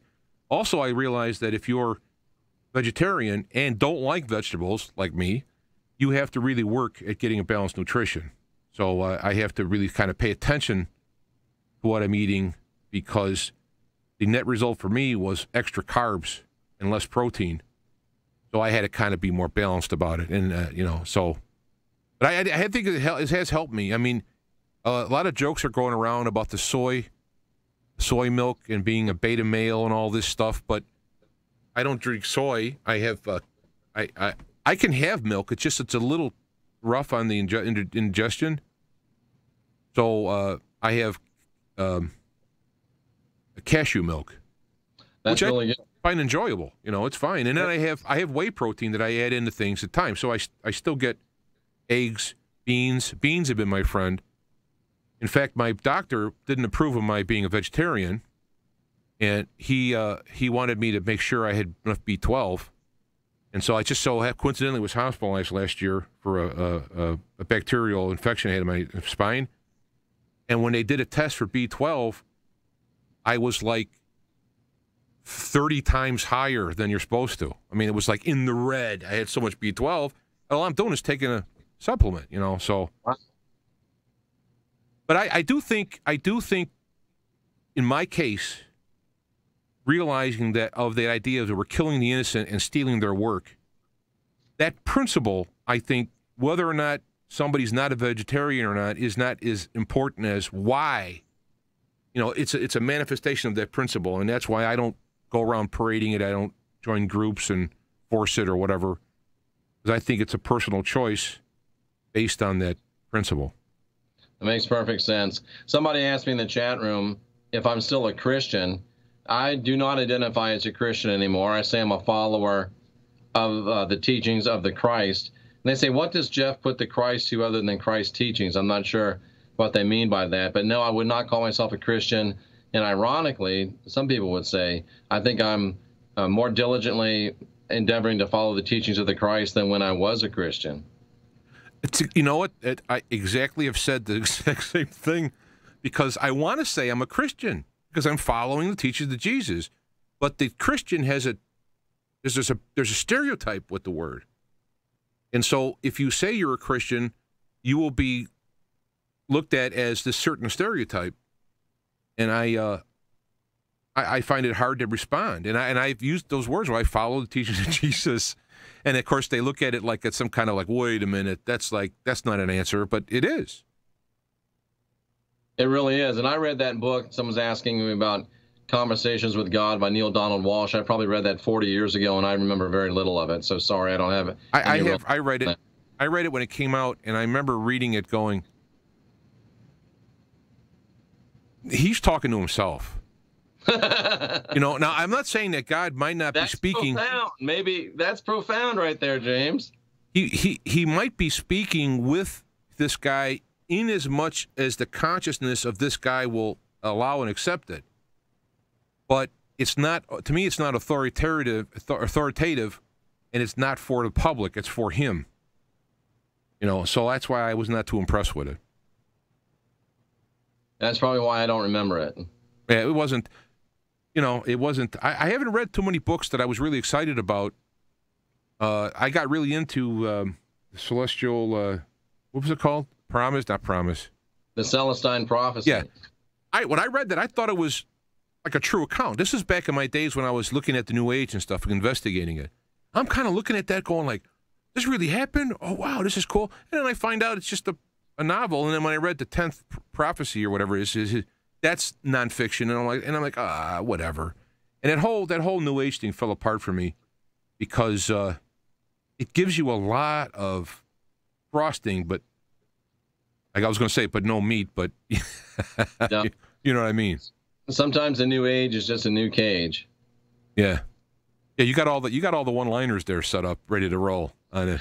Well, that's from being a preacher for 35 years and a stand-up comic for 5 or 6. So I've got equipped for everything. Yeah, you got to have the alliteration and you got to have the rhyme, and people remember it. Now, I'm not saying that's not true, but let me ask you this: now, is this your livelihood, doing what you're doing?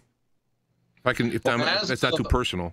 No, that's a good question. As of about 6 months ago, last time we talked, no, would have been the answer. But as of about 6 months ago, I have simplified my life and cut away all the fat that to this point I am able to keep the wolf away from the door for extended periods doing what I'm doing. And, you know, I have about 12,000 subscribers on YouTube, 115,000 followers on Twitter. And I can't say thank you enough to those people. They're, you know, helping me be able to do this full time. And I like to think they're helping me help them. I like to think it's all one big happy family. We call ourselves the Gospel Truth Army. And right now, James, you know, we're in there's a misnomer that says the truth will set you free. That's not what Christ said. Christ said, you will know the truth and the truth will set you free. And we are in the truth publishing business. And right now, cousin, business is a booming. And I'm very thankful to my subscribers and followers for allowing this to happen on a daily basis. Well, maybe I can ask, this is probably something that I should ask you privately only because it's wasting public time, but my problem has been I see people who mix the truth with a business, and, you know, it's like serving God and mammon, you know, when I could, you know, I'm not going to name names because it doesn't matter. The point is that they're going to, like, a little salt and a little pepper on the truth, kind of work for an audience a certain way and all that, and it bothers me. So I never went that way. I mean, I'm not even saying I could. Not that what I'm saying is that important that people would pay or whatever, but I would love to do this full time. I would love to get up in the morning and do nothing but studying this stuff, and I'm doing it. Oh, my God, it's like a dream to me. But I can't see financially how to pull it off. And I've been doing this now. I'm in my 16th year. But I have never made that commitment of, like, cutting everything and going, especially now with my truck and business I'm like really in debt from several bad years. Right, right. But, you know, I mean, James, it's a choice. You know, I used to live in a big, beautiful house on the shores of Lake Tahoe. I used to drive a Land Rover. I used to make in the high 6 figures. Now I live in a small but reasonably nice mobile home that is not on the shores of Lake Tahoe or any other lake. I drive a PT Cruiser, and I live with just me and my cat, and that's probably the way it's going to be. And I'm at the place now where, you know, I found the perfect one for me. I found the one, and I'm him. And here we are. We're just we're doing what we love to do. I'm living my great basic purpose. I've never been happier. People might look at it objectively and say, wow, he's living an awfully lean lifestyle. But as far as I'm concerned, James, I'm the richest guy in the world. And I've done this. I've cut down my house, I will say, is 660 square feet. So, you know, it's not a big house. So I'm happy with this. I actually had to build the studio in my garage. It wouldn't, I couldn't do it. So I'm downsizing. Like but then my whole business took a thing for the South, and I was like, actually, on the Bitcoin sense, if everything works out, that will, I've invested early on in those things.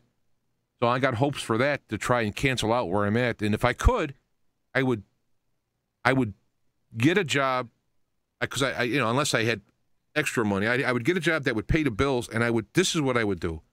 Right. I've grown up with that in music. I mean, my whole start in the studio was for music, and I haven't done it in the song I played when I was calling you on at first.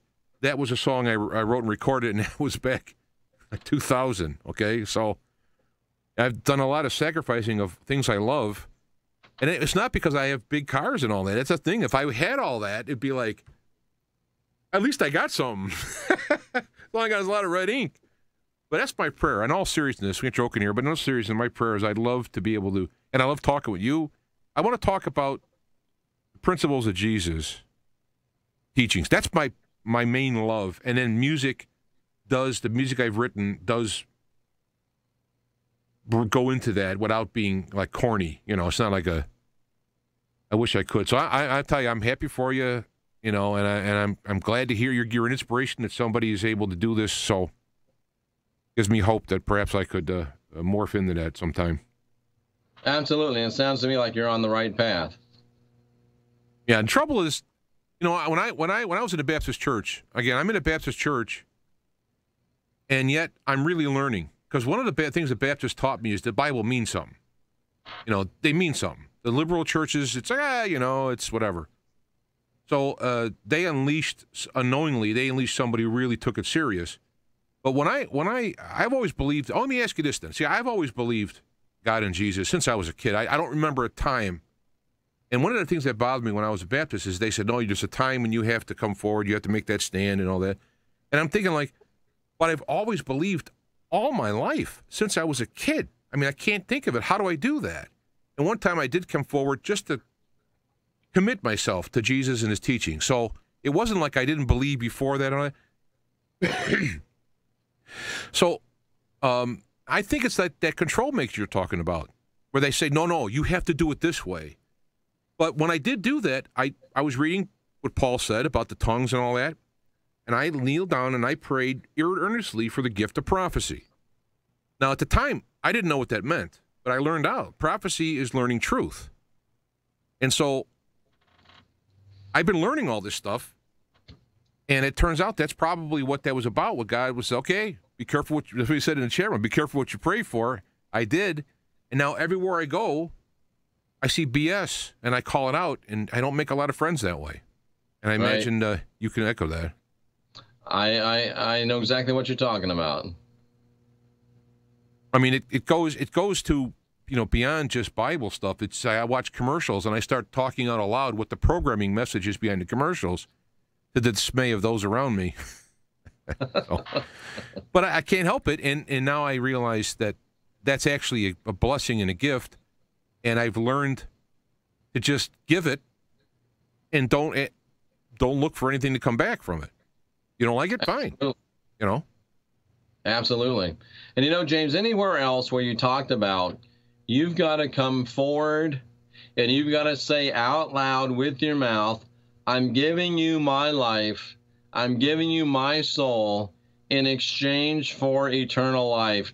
Any other place, in any other paradigm, that sounds an awful lot like selling your soul to the devil.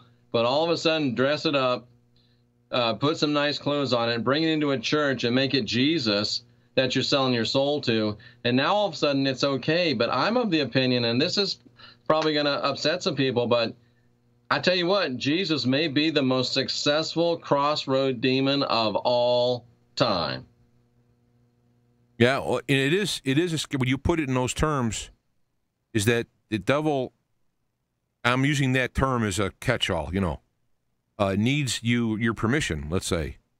And you just laid out a scenario, especially when you have the name of God being unknown and secret, that, and isn't it interesting to me that Jesus never referred to God as, Yahweh or whatever the four consonants are.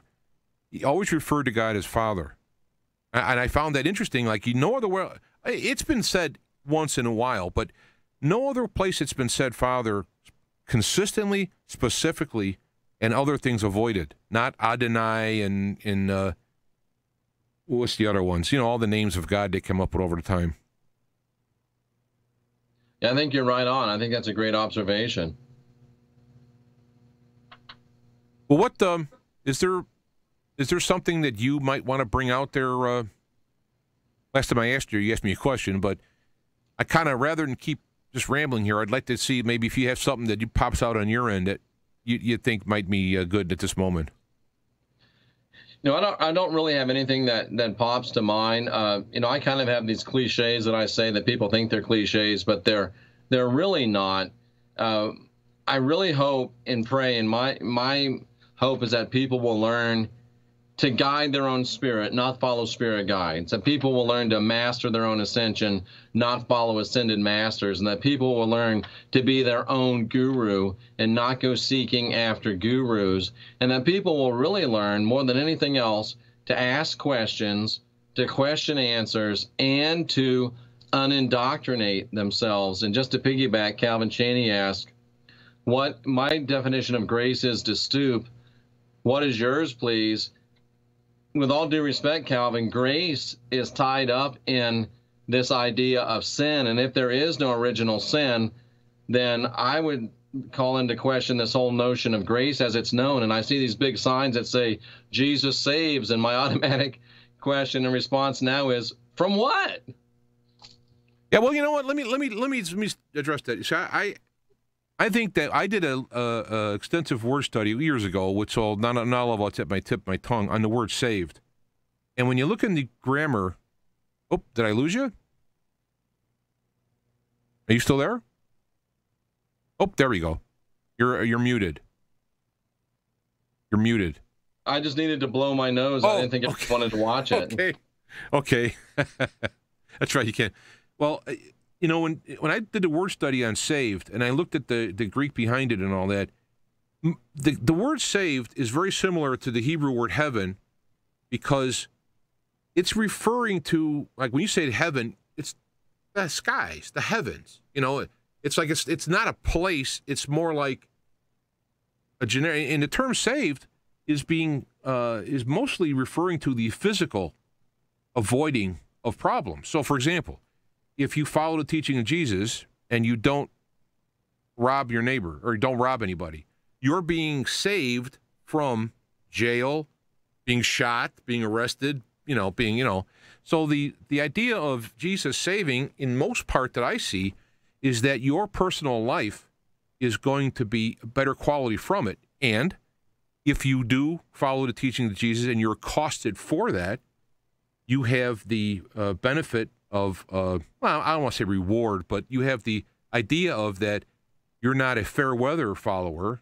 You really are following and believing it, which leads to a quality of life in the afterlife that you can grow in. Because I maintain, when I say heaven and hell, what I see is if you follow the principles of helping one another, right, and doing love and all that, the next level of existence is going to be in an area where you can grow in that concept. You'll have the creative ability. You won't worry about energy and food, and you'd be able to grow and help one another with a lot more room and power.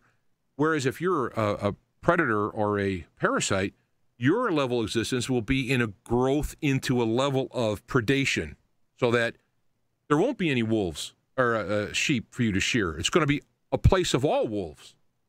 And so the level of predation will increase. There'll be more power. There'll be more. And so when I'm on this side of the fence looking at that, I go, man, that's hell. And then somebody who's a predator looking at this time, everybody's loving and smiling one another, they're going to look at that as, quote, hell, right? Or because I don't want to be stuck in that. But I think this is we're at a crossroads, and we make these choices here as we move on and up. We're going to go to the next level, and it's like I want to be with the people having fun and nice and happy. I don't want to be in the super parasite area. I agree with you, and I think we all have a choice to make. And I think you said earlier that we're coming up on the time of choosing. I think that's exactly right. I think the benefit of really what you're saying is getting the chains off us of religion. When Marx, I think it was Marx, said it was the opiate of the people and all that, there's truth to that. Opiate and chains. I believe. Pardon me? I think it was Stalin that said that. Okay. There was an opiate and there's a chains that come involved in it. And when people, it's like this whole gun control and all these issues. If you give up your rights to the government to make you safe, call it a church or a government, and don't take responsibility in yourself, you're going to be limiting your abilities and you're going to be putting in chains. And the chains get worse, heavier, and tighter, and worse as it goes along. Because a person who is a psychopath, power, when you're into power, the only reward you get is the exercise of that power, not just having that power. We elect you king, and you're not happy at being king. You're happy at pushing people around, and you got to do it more and harder, and because you got to keep that power going on, and that's why you have to stop it. There's no way you can make a deal with that kind of thing. I agree 100%. Well, we could sit here and agree all night. That's nice. It doesn't happen often. But it is to me, it's encouraging because other people have spent the time, more time and even more thought and resources than I have, and the answers are coming up the same.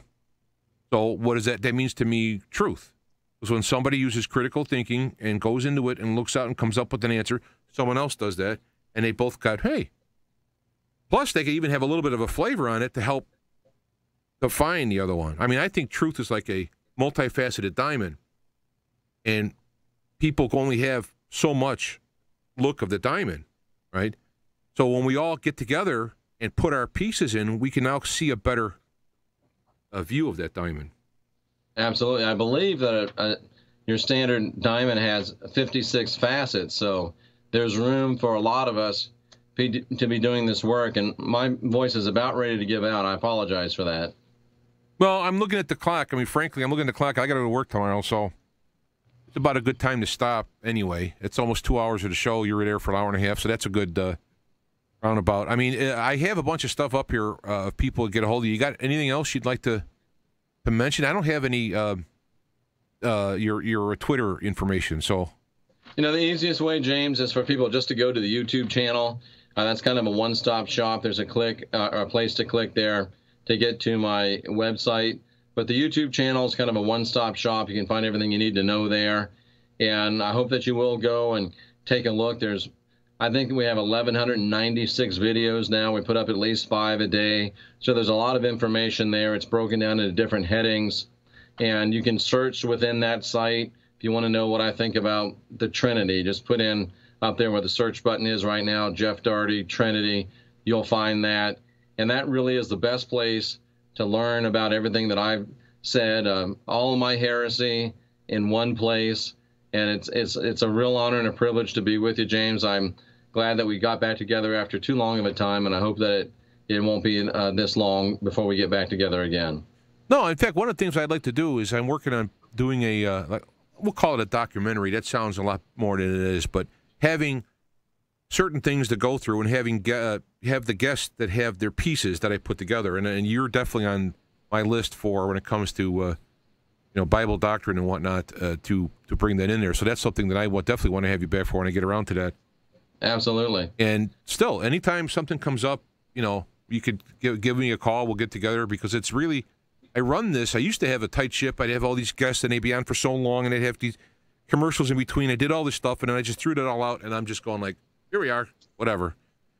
And with the use of YouTube and BitChute and Spreaker and all this stuff of my own, it allows me to be my own boss. So, well, I like what you're doing, James, and I think you're helping some people. I appreciate it. Well, I appreciate you being here. And again, Jeffrey Daugherty, thanks a lot. And we will see each other. All right. Well, take care. I salute all of you for being here, seeking after truth. Thanks again, James. It's my pleasure. All righty. There you go. All right.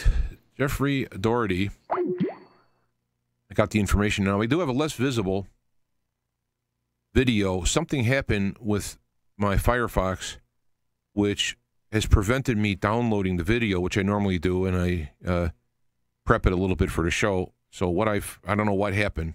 You know, this stuff happens. Like I go and do something I've done 100 times, and now it's different. So let's go to Les, but I'm going to be playing him through a different manner, and I just hope it works out the same way. So here we go. Hello! Greetings and welcome, dear friends, to this Feet to the Fire segment of Dog Poet Transmitting. Welcome to the good and fortunate influences of the Arcturian Fellowship and our friends from the Sirius Cluster. Welcome, welcome. And we hope we'll have something meaningful to say to you in our 12 minutes. Today I'm joined by Binky. Many of you know Binky. Binky's one of my collaborators. How you doing, Binky? All right, hello. He's not really doing great. He's been having a little pretty intense weekend. And so as you can see, he's kind of zoning out. I don't expect we're going to get much from him, but he wanted to be here, so. I did not record a show last weekend, and participation has been spotty over recent months. On occasion, I've had technical problems, but mostly my heart hasn't been in it, or my mind. You got your mind right now, Luke? You know, Luke, sometimes when a man's mother dies, he gets rabid in his blood. So we're going to put you in the box for 2 days. Oh, that ain't right. Anyway, a little flashback to Cool Hand Luke. Not that that would be relevant to what I was going through at this particular time. Or I was prevented from doing it for reasons not clear to me. There have been no postings again for a while. Just as there have been a few weeks ago for an even longer period, and I'm hearing about it, which I think is better than not hearing about it. And the truth of the matter is, I'm going through a series of dramatic changes, very dramatic changes. I know this from the experiences I'm having, and from the fact that the ineffable and representatives of his close community have been talking to me much more frequently than usual.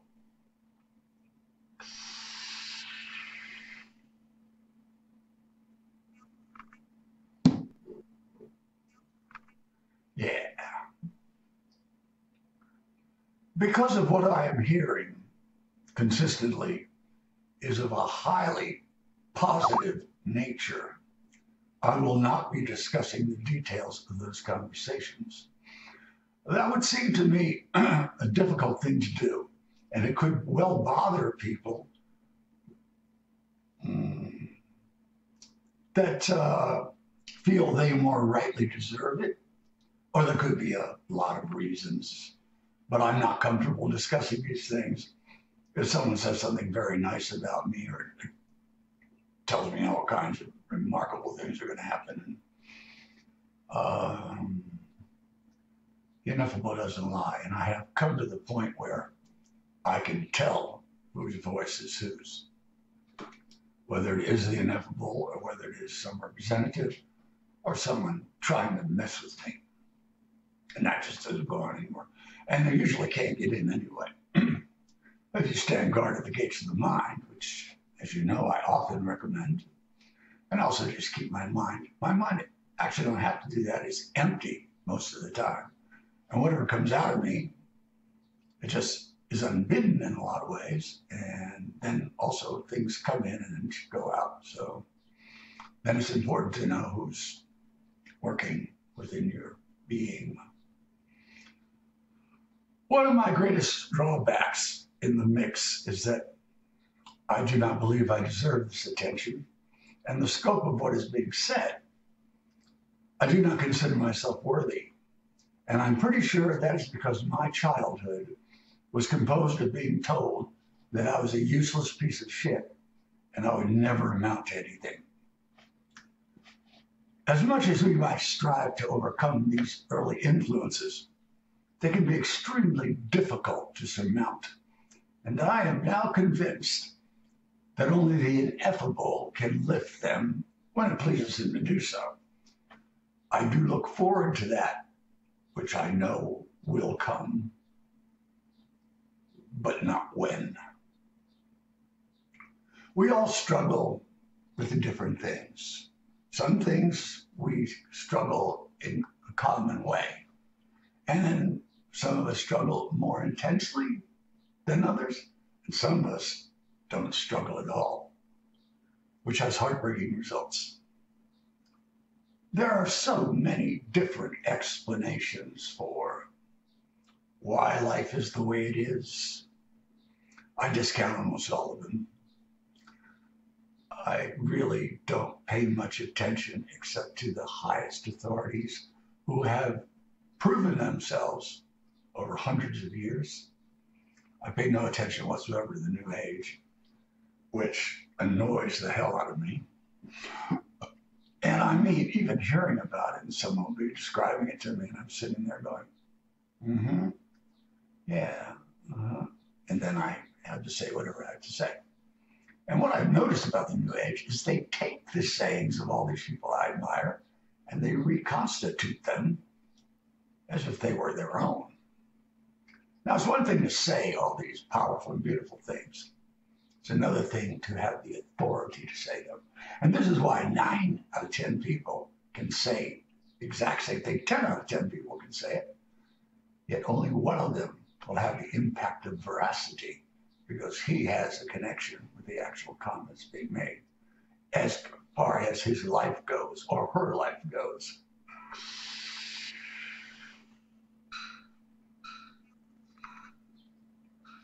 Anyway, I'm sorry that I don't show up as often as I should in recent times. As you know, I often repeat myself, seeking to present the same thing in different ways. This is because certain things are important to me, and just about everything else is not. But it feels like, well, you know, I come into stretches of time where I feel like I could be mailing it in. Maybe I'm not, but it feels like that, and I have to take a few steps back so the waters of inspiration will flow more cleanly and more fresh.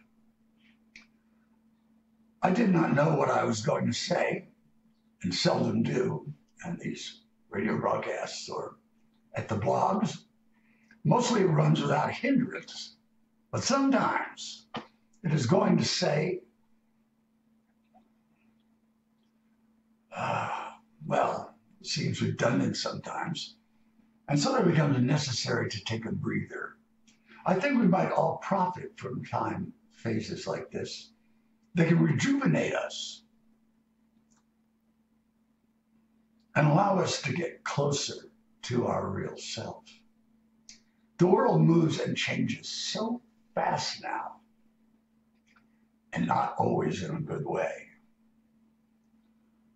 We can be swept off our feet, and this is why we need, according to the Bible, a firm foundation. What did Jesus say to Peter? On this rock I will build my church. I often thought he was talking about rock and roll. Kidding. But there is much mention made in the scriptures about having, said different ways, a firm foundation.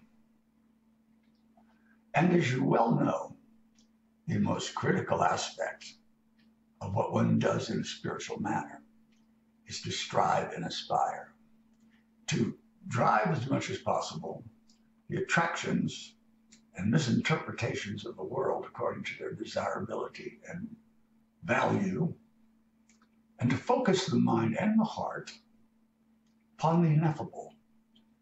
I believe that the heart should swallow the mind, and then the power of love becomes overwhelming, and the power of love always knows what to say.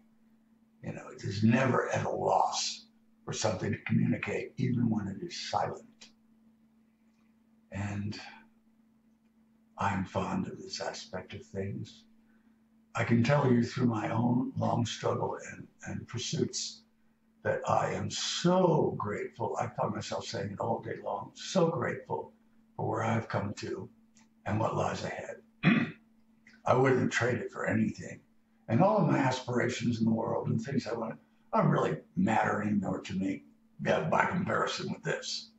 I can't say they don't matter, because possibly they do, because I go on creating and I don't even know if anyone will see it. And I haven't really put anything out for a while because I figure because a lot of people don't listen to my music or read my books, and then why am I doing it? Well, maybe for future generations, I don't know.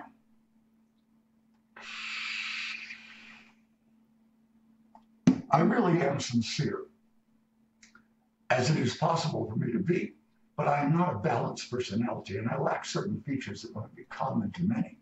The acquisition of them occupies my everyday. But again, only the ineffable can fix this. And I'm going to leave you with something he's been saying to me of late.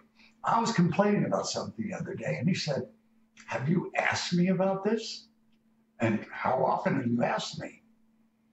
I realized I had not asked. And then he said, "Perhaps all you have to do is ask, and some version of it will come to pass. Ask and you shall receive." He said, "And also, you're a friend of mine. What do you think that implies?" Wow. Oh, yeah. Well, my friends, we've come to the end of another broadcast, and you will hopefully see me again next week, if there is one. In the meantime, keep the ineffable uppermost in your thoughts, and remember to share with the ineffable every concern of yours. There is no question they are all heard, and according to your faith is it done unto you. That said, greetings, my good friend Lord Ganesh. Om Amitabha. Much love, Lady Nature. Michamandu Guru Bawa. La ilaha il Allahu. Hare Krishna. Hail, Lord Jesus Christ. Carry on, Baha'u'llah. Aloha and adieu. Ran a few minutes late.